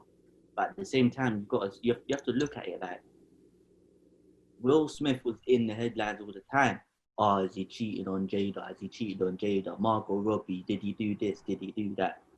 And now that the script is flipped, it's like, oh my days, Jada done this? Oh, so mad. When was speculation about Will, no one was moving like this. You know what I'm saying? So it's just again, it's just like, got to take everything with a pinch of salt, man. Because there was just speculation though. August came out and as a bad side thing, exposed the thing, fam. Yeah, and that's why it's like, man, still, you're not meant to do that as a side man. But yo, are you guys getting yourself into any entanglements? Like, is there entanglements going on? Nope, man. Just focus on the album. The album's coming out still. What's that album? The Rise is coming soon. My girl, the only thing I'm entangled with is the music. So we got Trap and Blues, Flash Johnson. Yo, you want to get into some uncut questions, Sab? Or do you have any other Sam's questions? Hey, listen, Sam's looking I got it. I'm ready. You know? I got it. I'm ready for it. I got it. But no, you know what it was? Quick fast, because I realized, because I was listening to Durag again today, and I was like, I totally hear the whole beginning of Craig Davis. I hear it. I was like, you can't tell me that's not what it is. I'm checking this girl next door to the Airbnb. She was like, hey boy, have you got some loud? That's what it is, right? Tell me you didn't listen to him. You didn't listen to him? I was like, Guttz was like, Sav, what is the beginning of that? I was like, bro, it's Craig. Heavy David influence. I feel like that Born to Do It album is one of the most underrated albums. So underrated. R&B wise worldwide, because you have to understand, at a time when R&B was at the forefront in ambiance. Craig David's come out with something so different to the typical R&B. He came with the garage R&B when no one was coming with the garage R&B. He changed all of garage. See what I'm saying? Garage was more like drum and bassy. Then he came with the melodies and the softness. Certain tunes like Rendezvous that no one really knows. But I actually really like that song. Huge major bangers throughout the whole album. So yeah, Durag, I've done a little stealing. Sorry, Craig. A little stealing. I had to do it. Fam, you're bigging up the man, fam. I was like, that's exactly what it is. Guttz was like, what is this? What is it? And I was remember the song, and then when she said Craig, I'm thinking about like one day, I'm just thinking all the old school. I didn't even know the man even knew that tune over there still. Can't even lie.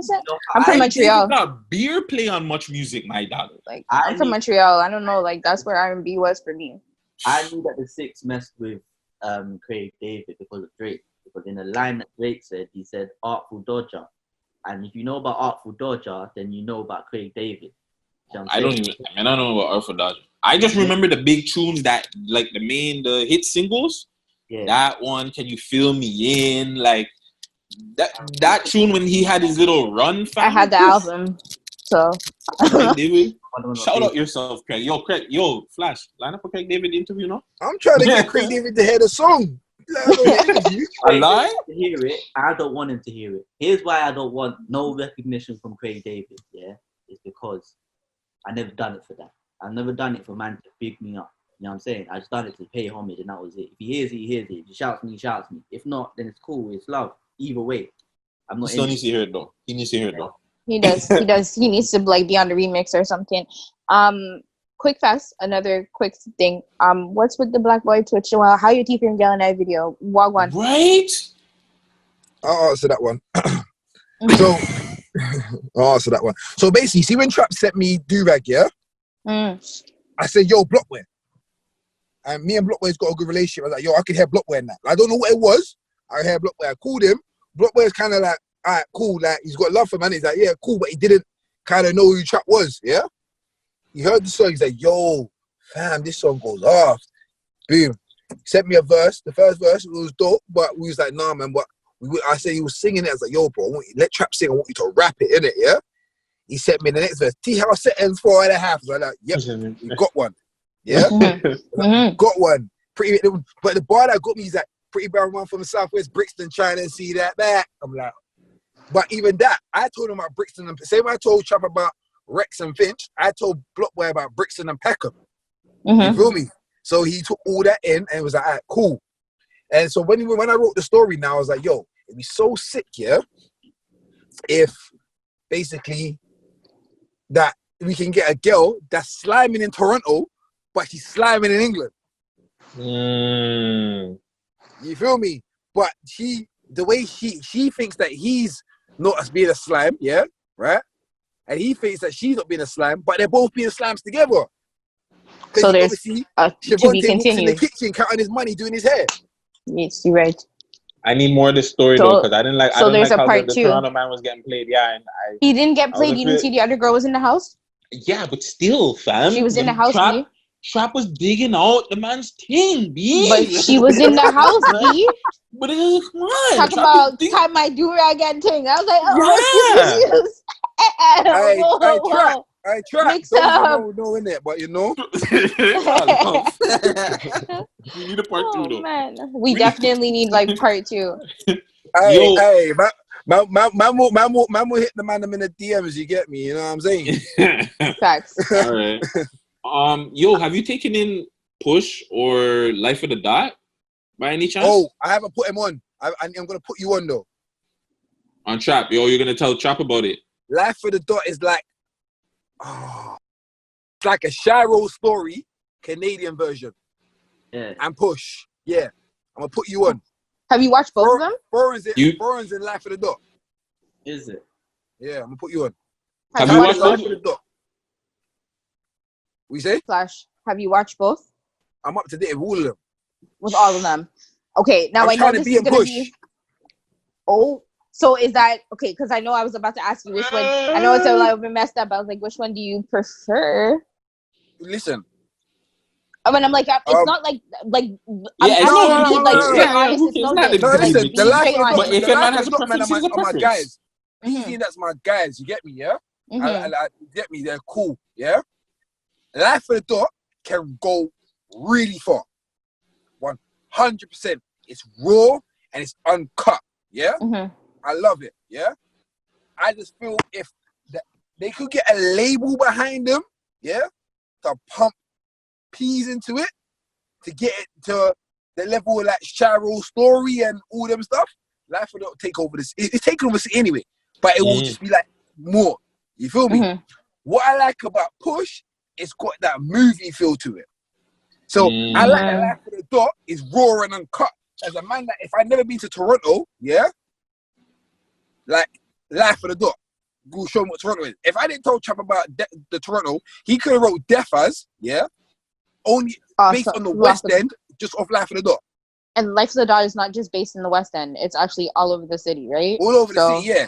But no, I see what he's saying though. He would. But yes, I get it. I get it. A lot in the West, innit, yeah? Yeah. He could have wrote Death As off Life of the Dot. That's why I like Life of the Dot, yeah? And I want Life of the Dot to go further. Feel me, yeah? And like I said, Push is like, yo, that's like that gives me that movie feel. I hit them, I was like, yo, bro, if you want that little UK connection, you know, I'm there, innit? Let me your little plug. Most stuff. Get me in it, and I'll be like the plug for the UK or something, and just get my little 5-second cameo. Fire. I actually I enjoy both of them. I honestly enjoy watching Push. Part 3 was a little bit rough for me because the acting in part 3 was like it was rough. It was rough in part 3, but I actually like Life of the Dot, and I can't wait for season 2. Like I'm waiting for it. I hope the episodes are longer. Exactly. Yeah, I just hope the episodes are a little longer this time. Therefore, I like Life of the Dot, and I feel that they deserve more. Most definitely. Because I want to see more. I'm a fan, actually. You get me? I'm a fan of it. You get me? Like, that man are cool.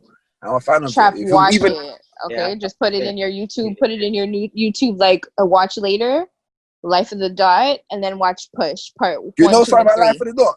You know the drone scene of Driftwood in the beginning. Mm-hmm. That's my drone scene. That's a funny thing. I shot it for them. Oh yeah. Fire. Yeah. This one day I was in the hood. Nice. It was like that. It. So Life of the Dot, I got love for them, man. So when are you dropping your show, Flash? When we get because I'm not gonna lie, huge fan of Gangs of London. I don't know if you guys taking that in. Bro, that show is amazing. Amazing. Bro, Gangs of London, I've been telling Sav, get on it. Bro, Okay, I wrote it down. Bro, every episode you get a sick ass fight scene. Like a fight scene where you're just like, bro, when you dropping yours, Flash? I'm more. Do you know what? I want to do a short film. Yeah. So it's uncut. Yeah. Yeah. Mm-hmm. All right. So I sat when I was in Toronto, and I've not told no one this. Yeah. I sat down with that. Obviously, I told you. I think I was with you that day. Yeah. I sat down with Director X. Yeah. Right that day, I came to do my interview. Yeah. Yes. We were drinking whiskey. I showed him the documentary. I showed him my music videos. He was showing me his like Tinder advert he done, and he was just giving me game. And he said to me, you need to do a short film.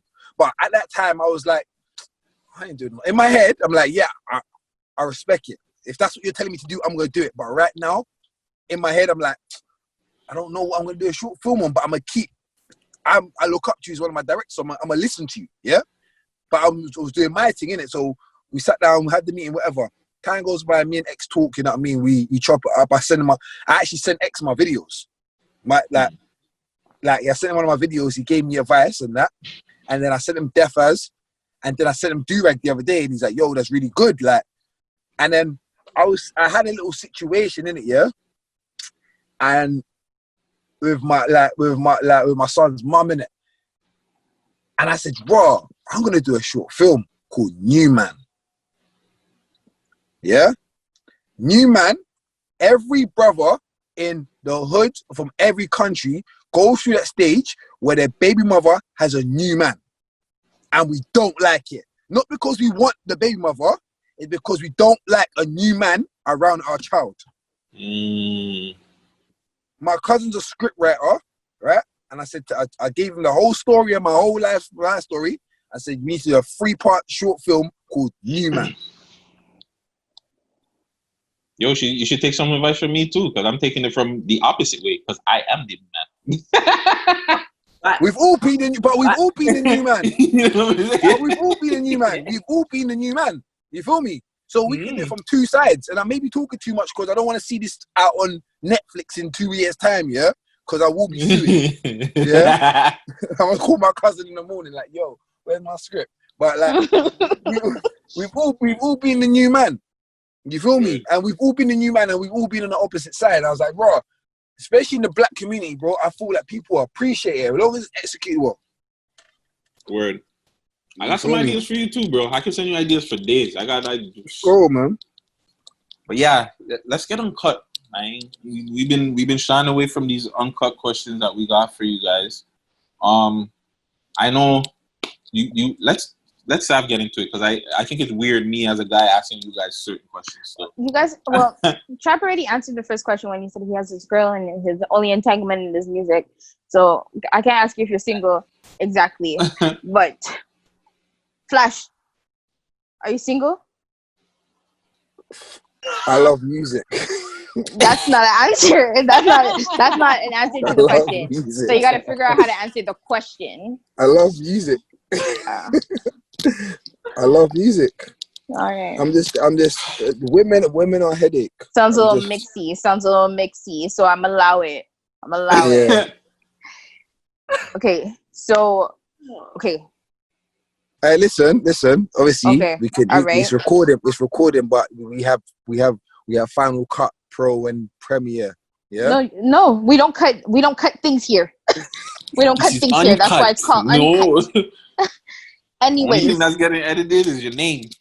So if you have, okay, so if you can like fantasy wise, right? Like this doesn't like. Don't worry, your girl is not gonna come for you on this one. It's just a question. So if you can like sleep with like any like female personality in the UK or like artist from the UK, somebody from the UK, who would it be? None of them. Oh shit. Wow. Not even like Stepler the Don. None of them. None of them. Wow. None. No, zero. Nobody. Yeah. Canada. None of them. None of them. Canada. None of them. None of them. No Y'all celebrities. niggas is lying. None of them, bro. Y'all niggas None is of For them. real? Do you like for real? None of them. I was I like, don't fantasize of sleeping with women. Oh my gosh, I need to sleep with that one. Because when I came over there, when I came to Toronto at the beginning, I was like, yo, on my days, I want this girl from Toronto on the Instagram. And then you meet them in person, and it's like, whatever, man. you guys like Nigga, Halle Berry? if- No Halle Berry. If Beyonce came at you No right now and Beyonce. said, let's go Like, on a date, I Flash. can't hear you, Are you Trap. talking Sorry. nowadays or you talking classic? Because Halle Berry, that's every man from. But that's why I'm asking. I was like, it could be anybody at this point. You guys are talking about UK, not none of them, nobody ever. Like, if you're getting old school with it, of course you Halle can. Berry and Boomerang, then that's it. That is it. That's all I The can man say. said Halle Berry in Boomerang. That's it. Like, not even Not that. Back in the swordfish. days- Not swordfish Uh-huh. Halle Berry. Back in the days, yeah, I used to want Megan Good. Back in the days, I used to really Okay. have a crush on Megan Good. All right. Okay. Because I'm a Mhm. Knicks fan, Laura London as well. Mm-hmm. Yeah. See, yeah, both you guys are not like. I was like, what's I mean, like, happening here, guys? I'm I was watching. like, I'm watching whoa. Lizzo. I'm watching Bernice Burgos out here. That's too I'm much. watching all these. What's the So, girl yeah, with the tongue? you like The Lizzo, girl with yeah? Hell yeah, I like Lizzo. Lizzo, if you're out there, bro, Gutsy needs an interview. I will be so professional with you. I promise. I won't be nasty. Gutsy loves you, Lizzo. Number one fact. I can't. So, Trap, because you've been putting out these music videos, and I'm sure you're getting stopped in the streets of London, have you had any like crazy girls run up on you? Nah, sir. My girl was stabbed them. What do you mean? Okay, I'm just whoa, what? Okay, Girls not one to we. play with still. Can't even lie to you. Okay, all right, Yo, cool, he's cool. giving I you was guys like, the woo, heads woo, up, woo, woo, woo, groupies. woo. Stay away. He's like all of Listen, the type. So your DMs are not crazy. You better have Kevlar or something. Because So your DMs are not crazy. Huh? Your DMs are not crazy either. No, sir. My DMs are dry like the Sahara Desert. All right, So that's how hold I on. feel. My So- DMs are dry, so- dry. What if you're performing and fans? Oh my God, Trap! Can we take a do all of picture? that. We can do all of that. But they better have their eyes open. Have the eyes open. They'll just feel something sharp in their necks. Why you just do that in the yard, man? You'll get Yeah. rolled on like this. Yeah, go on. So This is how you're my getting little bro- pressed. Why didn't you do this in the yard? my little brother's like, yo, why you doing this? To get rolled on, man. I promise. I'm wearing the babs, man. I, You're the I only was like, gangster that in is this room. so funny. That's my little brother. Little Flash. Okay, so Yeah, Flash. I can't- So can I get a groupie story, Flash? I don't really have groupies, you know. Fam, you just said that the girl, the shotties are stopping you in the airport. Behave yourself. You don't be lying. When did I say that? You stop. Behave yourself. You come in again. They be stopping you up on the thing.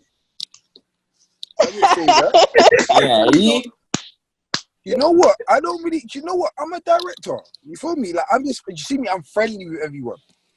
Okay, So I know a lot of girls because I need to know a lot of girls. I'm not disputing that.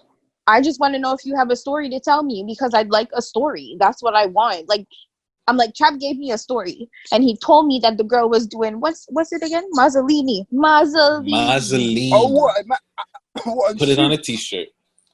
So I want a story. It could I've be had anything.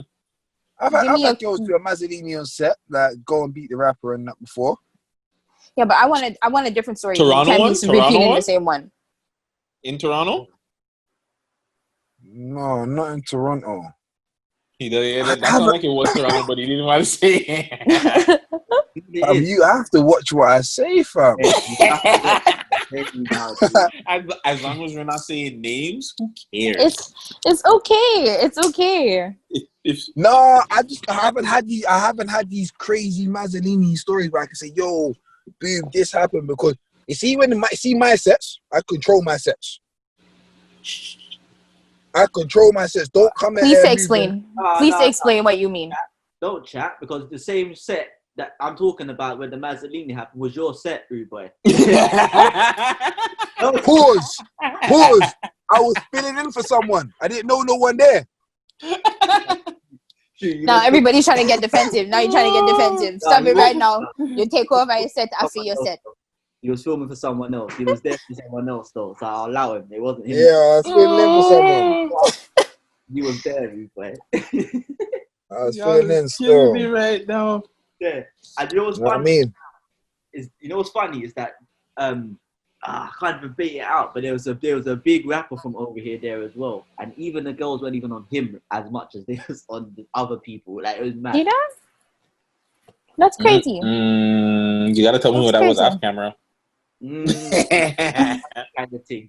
Because I'm not trying to be on shade. Yeah, we got hey, don't worry. Gutsy, Sam, I've got a few things to tell you off camera. No problem. We can talk about Sam, it later give if us that's a- what give you us just- want. But I just want one exclusive on here if you can. Just one.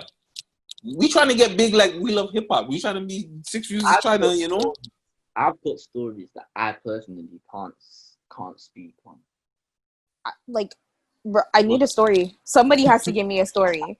I'll give So you- either you're gonna give me your worst Okay, hold on, experience hold on. or Yeah. Pardon? I'll give you a story.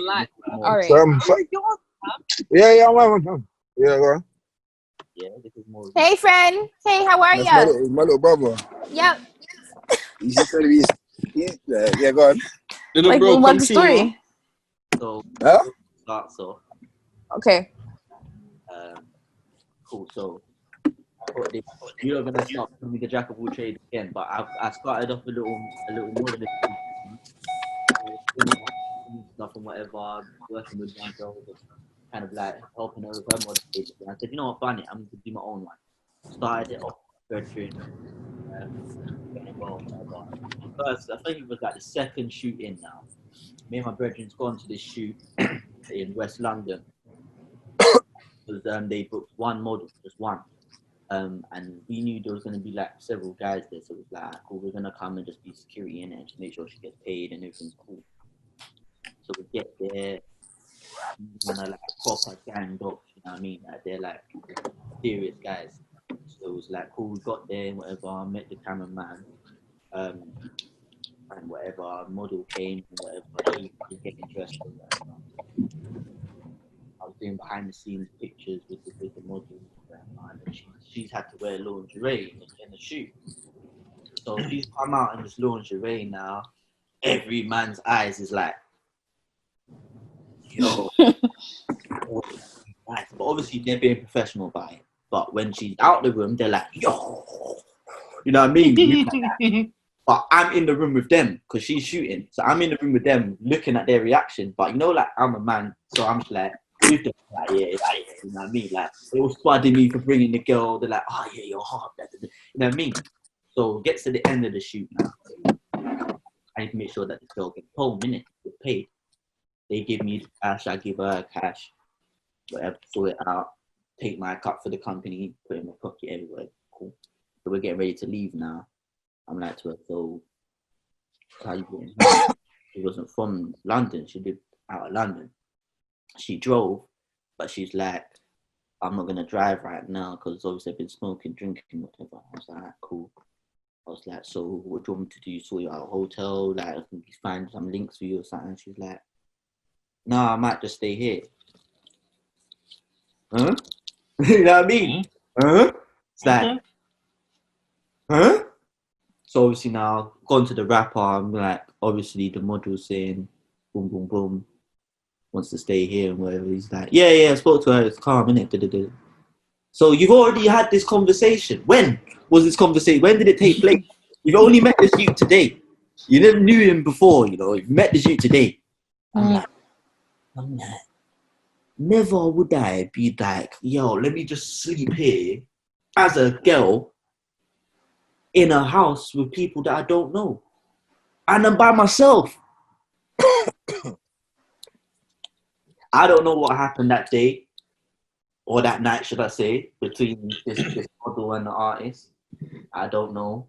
But what I do know is that what you don't know is what the killer is, because you just think it's the maddest thing. So, as far as I'm concerned, the Mazzolini happened that day, innit? When I left. She belongs to the streets, fam. Belongs to the street. I even went to the cameraman. I was like, "Did you? What? Whose thing was it? Whose Airbnb was it?" Like, oh, well, I sorted it out for the art. They paid for it, so it's really there, isn't it? So it's like, cool. There was about 10 man there. I don't know if they all slept there, but I know that there was 10 man on one model. That's what I do. So Sounds a little crazy. do the maths. Quick math. Quick maths. Quick maths. Last question. I think Sav tried to ask it. Yo, do you guys have like a bad sexual experience? Like I've given mine. Like I've gotten some really, really bad head before, bro. Like I'm with you on that. I got some, a girl that lays there and don't move. I had one, yeah, that she stares at you. She stares. Right? She stares. But what do you mean? She just stares at you? Like she stares at you and she just lays there type thing? Or she stares at you and like... I thought it was me. But then my brethren beat it. And he said the same thing. But so she what just about when lays she's there? a back shot? She's on her knees. But more time, when you're on top of her, she stares at you. But what about when it's the other way? If it's doggy, does she look back at you and still stare at you? No, she don't look back at you. She stares at the headboard.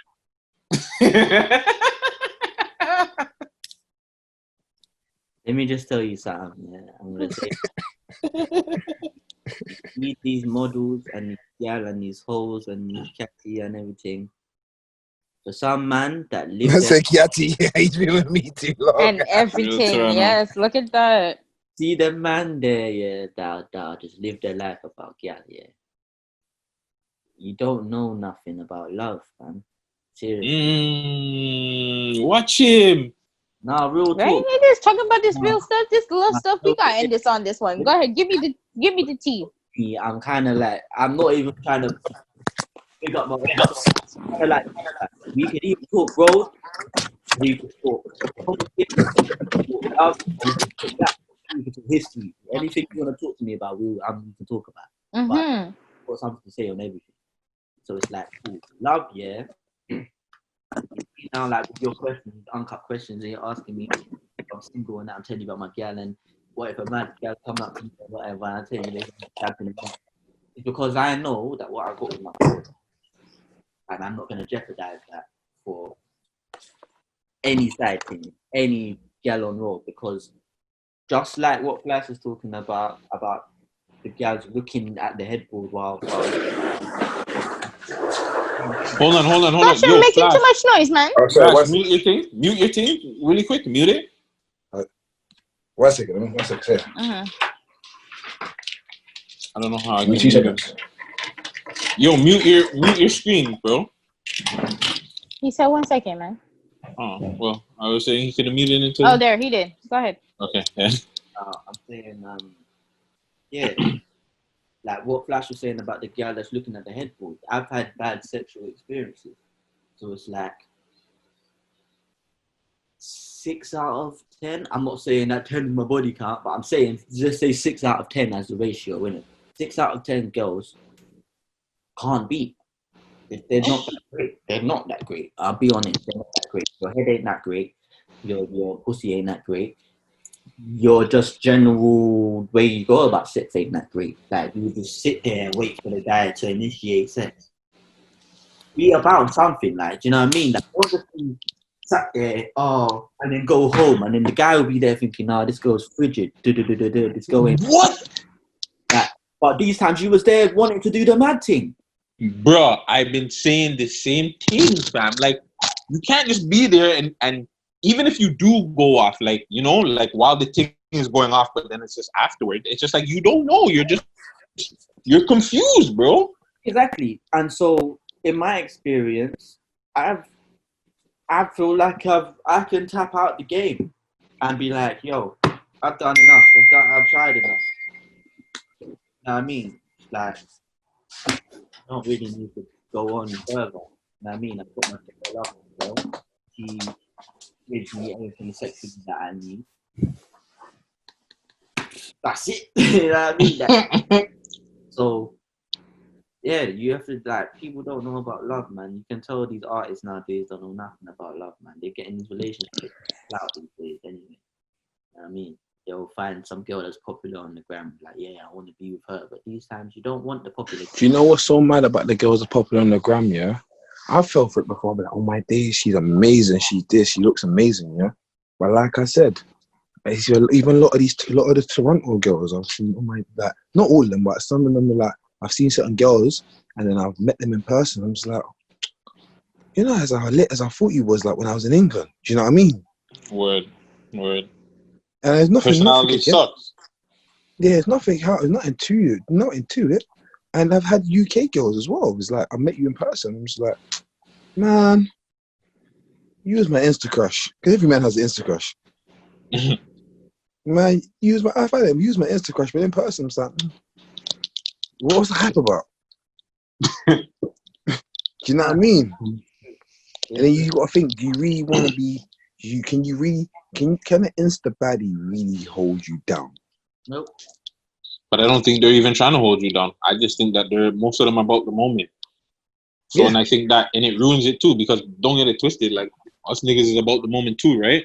But a lot of women are about the moment too, and it ruins both, because then when they're ready to get serious, niggas already know your history, niggas don't really want to rock with you or whatever it is, and it's the same way, vice versa. So both of us gotta fix it. I mean, we can be out there, but I don't know, man.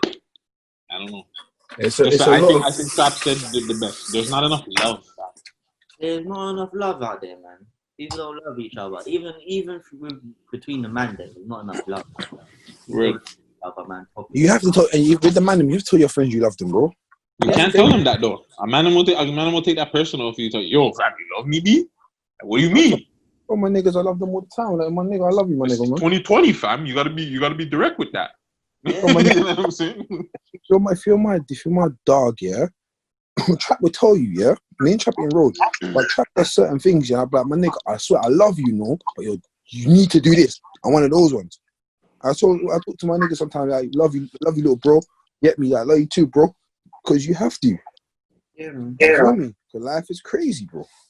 That's what my son tells me. My son always just come to me and said, Daddy, I love you. Randomly. You feel me? And that's because I'm trying to teach him, yo, it's alright it's alright to tell someone that you love them, no matter if they're a male or female. Yeah? If they're your friend or your family, tell them you love them. You feel me? Females, if you're with a girl and you love that girl, son, go and tell that girl you love them. But if that's your cousin, your dad, your friend, and that's someone that you actually care about generally, bro, go and tell them you love them. You feel me? Because I'm not sitting, get me, because, you know, life's mad. It is fun. Trust me, especially out here. Bro, out there, I'm saying, out there, like, it hurts me, man, out there, because Toronto's such a beautiful place, bro. Everyone knows I love Toronto. Yeah, it's a beautiful place, but it's like, when I'm seeing what's going on in the city, bro, it upsets me, because it's like, for example, like, Long Live Houdini, man, one of my favorite artists. You feel me, yeah? And when I went to Houdini and I saw the videos and things like that, it hurt me, because I'm like, Houdini was the last rapper from Toronto, not the last rapper, but was the rapper. So let me correct it, because I don't want to be wrong in it, yeah? But for me personally, Houdini was that rapper, yeah, in his generation from Toronto that was making it out from the streets independently, yeah, and was a role model to the kids coming up, yeah, to say, yo, you don't need to sign a deal, you can do this independently, because you guys know the labels are not the labels in Toronto right now are missing out. Money is stupid. Yeah? Because most of the money yeah, in music is coming from the streets. I understand why they don't because of the politics, but there's no label signing artists in the city. So what it is now, everyone's doing it independently. You feel me? So what happened to Who, it hurt me because it's like, yo, who's gonna be the next role model to show these kids you could be from the city and you can blow. You feel me? Because Press has done it, Who's done it. You know what I mean? Benji's doing this thing, and there's other people that's doing this thing. Killy's doing this thing. Did he go? I don't know what happened. I'm sure he'll be back in his own meeting. Yeah. Because he has no choice. But it's That's like, actually pretty funny. but I was just saying, like, those things upset me because it's like, man, it's like there is so much potential in the city, and it's like so much is happening in the city all the time. No, those are facts. You know what I mean? Same here, man. That's why I said I'm not doing another London Canada documentary next year, because I want to see who's next. You want to do another one? No, I'm not doing another one next year. I need to see who's next. Okay. I You can know what I mean? understand that. There's a couple of kids I've got my eyes on, like Dirty North, one of them. I got my eye on him. Still, I'm gonna watch him for the next year. I'm gonna see what he does. Now who I like, yeah. But who? I haven't really gone into depths on them yet. Derek still. Again? Who? Oh, Derek.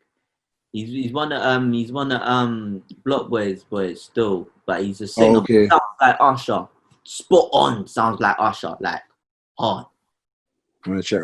I think he follows me still. I'm gonna tap in. Hello. Right.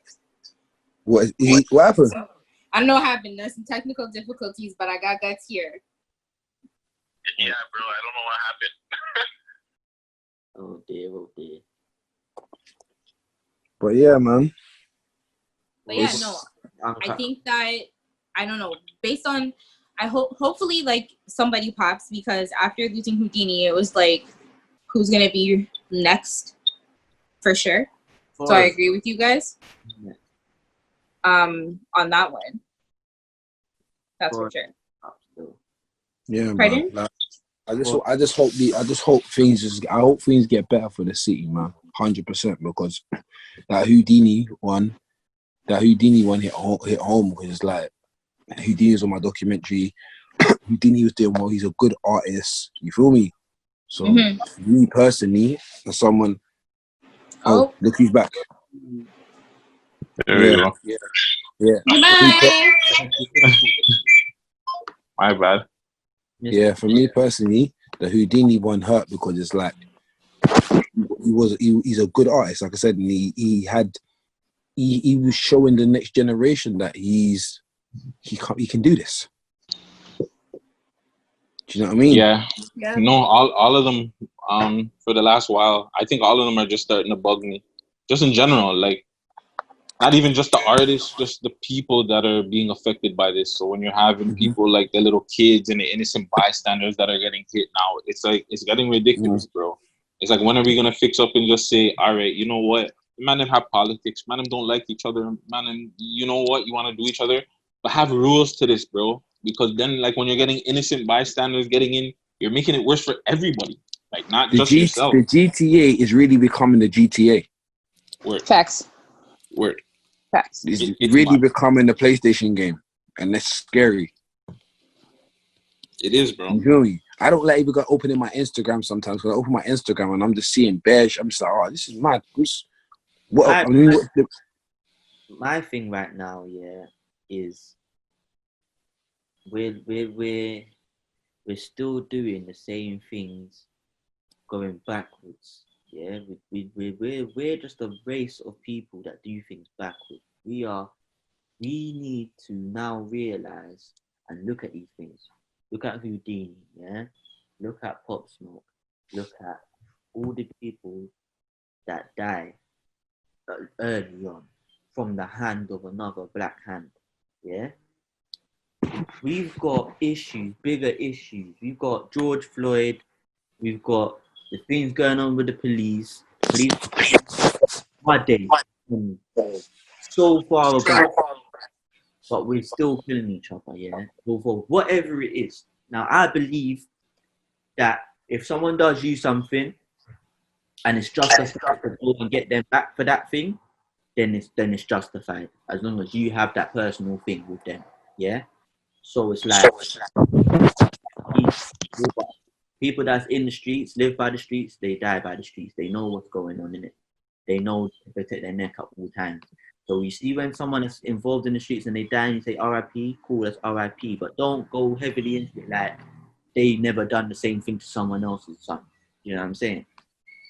Now, I don't know the politics of things. I don't know what certain man get involved in, but there's bigger fish to fry. Then the fish is the conglomerate. It's the rich white man that's sitting at the top of the pyramid with all the money and not giving none to the people like the Houdinis of the world. You know what I'm saying? That are forced to grow up in the streets and look to music to make their way out. You know what I'm saying? And then on their way of getting out, they get killed. Why? Not because of something that they may have personally done, but it's just because what they represent. They represent the black man getting out. See what I'm saying? And they don't like that. And when I say they, I'm not talking about white people, I'm talking about everyone. Even black people, they look at other black people getting out and say, why are you any different from me? See what I'm saying?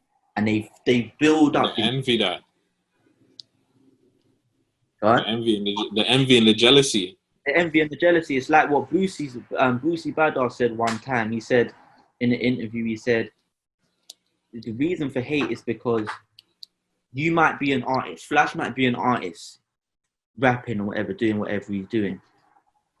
Then I come true, and then I blow. And all he hears is my tune on the radio. Then next thing you know, his little cousins come up to him and said, have you heard of Trap and Blues? And they're banging Trap and Blues in the house all day.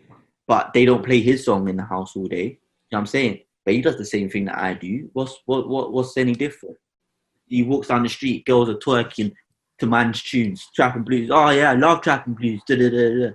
He's like, yeah, I play music, I make music, but they're not taking it the same way. You know what I'm saying? It builds. They done it to Boosie? No, I'm saying Boosie said it in an interview one time. Like, it builds up hate. And builds up to the point where you're like, I hate that guy. You have no reason to hate them, but you say, I hate that guy.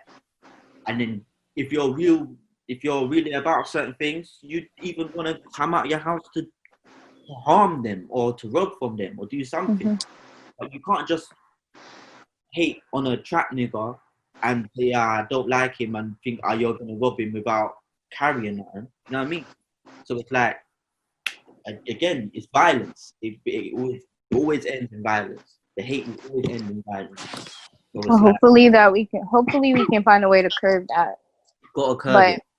I want the city to do. I want the city to do it. Hopefully we can find a way to curb it. We'll find a way. We got to just get to the younger generation. But I just want to say thank you guys so much. Yeah, man. Because I know that it's like, what, 1 o'clock in the morning? 2 in the morning. 2 in the morning. Look at that. We've had you guys on here for a really long time. I really appreciate your time and for answering all of my questions. Except for you, Flash. Forever, man. Except for you, Flash. You know, you gave me a one no comment and he gave me some deggy answer, but it's okay. I'll allow it. It's all love. I'll allow it. But I really appreciate you guys. Tell the people where to find you. Give us your Instagram, where to find your music. And any shout outs too that you guys want to give out. Yeah. Trap and Blues on everything. TRAPNBLUES, not and. We don't do the and, it's just and. I am Trap and Blues on Twitter. Shout outs. Wait. Anyone that's working with, man, they know who they are, innit? You know what I mean? Shout out. You get me? I like that. I know. But yeah, no, Director Flash Johnson, Mr. Movies Only London, Canada. At Director Flash Johnson on Instagram. My album is coming out soon. I'm not telling you the dates yet, but yeah, the Rise album's coming out soon. 10 tracks. Me personally, I say the Rise album is probably going to be the best album to end the summer. Personally, yeah, it's going to be the best album to end the summer, and I feel like being a newly executive producer, I'm gonna shock a lot of people because I've been so involved in this album down to the stems. Yo, take that stems out. He said, "Ooh, I don't want that." Do you know what I mean? So that's coming out. Yeah, man, just keep following the journey. Big up We Live Hip Hop. Big up 6 Views. Get me, Gutzy, Savs, people's, Respect, Yeah, fam. We appreciate Thank the you hell so out of you, much. brother. Big up the real Guys, questions as well, because a lot of people come and give some bullshit questions. So, Nah, we Oh. coming with the real, fam. We could have did Thank this. We you. could have honestly did this all night. yeah, no, for real, we could have kept on But going. I couldn't. I'm going to bed. Yo, Trap. I got last school run in the question. morning, but yeah. I got something, Right? Trap. Yeah. Can you let us out here with a song? Can you give us a little quick us? A quick one. You want to hear a quick one? Yeah. Archives. You're so good. I'll give you one tune and that's it. Archives from the car today. No, I No, want I just want you to sing it. I sing want it. that live, nigga. Like, we want you to sing it. Live. We want an acapella. Like, that's what we Yes, I want want. an acapella. Just a 1-2. Just a Quick, give me 1-2. a quick 10 seconds. You don't want the acapella at 2 o'clock in Give- the black morning. 2 o'clock in the morning for real. That's what I want. Yeah. Give us do-rag. Do-rag. Now I'll give you something else. Alright, cool. Okay. Let me think. What do you want, singing or rapping? We don't want raps. You gave me all this love. You want to come give me rap music? No, no. Yeah, we need love. Yeah, it could be rap lyrics. What do you mean? Do what you. Okay, whatever Yeah, you're whatever you comfortable with. feel. Okay. Go on. It could be full of. You're right. You could give me draw real right now, so I'll take it. Go on. It could be something real. You know what I'm saying? Right. Go ahead. Whatever you feel. Alright, cool. Alright, cool. Laying low in a Lamborghini with the magic genie. Supposed to be out in Santorini. In a trackie last night, it was raining Fiji. Put the jewels in the vault, man. I barely see him lately. Yeah, I've been practicing to carpe diem. Now it's different figures when we taking meetings. I can no selfish if you want beef. And only time that I grew was when putting teeth in. Cause I'd rather stack money than stack a clip up. Rather be rich than become a picture on a t-shirt. I'll still be the illest. Jungle fever don't work in gorillas. Why be Jordan when you can be Pippin? Body served it to one in your the grass on the side and the greenness, but fuck it, I'll stack up and get out the teeth of somebody, fuck around and hit with a spoon. Then I'm a fall to my doom. Moose is still trying to go shoes in the closet, but honestly, I'm trying to buy me a broom. Cause I got haters and friends, could they see the hood diplomatic mafia is the crew. Now she want for the crew, she loving the crew on the weekend, she neck and give props to the crew. I just want all of the love and success, but trying to keep this in privacy. I don't want to walk around in the vest just because niggas is eyeing me. Patek ain't for patrol with some A. Diamonds ain't touching the plane. Cash out on the plane. Cause I might fuck up the weight. If I'm rolling with rich, what the fuck is the weight? They ain't looking at the gate. Now they're looking up the plate. Probably worth more than they make. Yeah. Cool, no. Yo, Views Uncut. Woo, episode 10, guys. Thank you. You guys made my day. Thank you so much. London to Canada for real. The link up. The link up. Thank you so much. I really appreciate it again, guys. Thank you for being here so late. But thank you. Definitely, You already man. know. I'll make you lot in the DMs. All right, you don't know, guys. Appreciate you guys. Thank you. Have a good night. Good night, man. Try to call you in the morning. Bet. Savvy, episode Yo. 10. Yo, Jeez. in the vault. Jeez, long good one. episode, but yeah, it was good. Trap gave us a lot right there. He did. He dropped a lot of gems on us. That's for sure. Guys, tell the people where to find you and do your shout outs and all that good stuff. Gutsy Guttz on all social media platforms. Make sure you subscribe to my YouTube page as well. I'm pushing the hell out of that. Gutsy Guttz. Shout out the city, man. Shout out Director Flash. Shout out Trap and Blues. Watch all of our videos, man. Keep bumping up the Price the Boss, Althea, Basmati, and Gucci, Luna Soleil and Century, Real Stepan, Husan, Erica. I believe all that. By the time this is out, the Erica one should be out. So just run up all of our views, man. Comment, gang. We love you guys. Comment the hell out of this, bro. Shout you guys out. Big up Friday. I know you're gonna edit. Love editing this, bro. I hope you enjoy it. Because we did. We enjoyed doing it. I'll tell you that much. Were you done, love? Yeah, that's it. That's it. Okay, cool. Big up yourself. Savvy Too. Savvy to Ghost on Instagram and on Twitter. Watch the videos. Follow us. Comments are great. I like comments. I like to read them. I'm not allowed to comment back all the time, but I like to read the comments, and if I feel like I need to comment back, I will. I like all comments no matter what. And yeah, thank you guys again for watching. I really appreciate it. Have a great one. Don't know, Shizzle. Should we?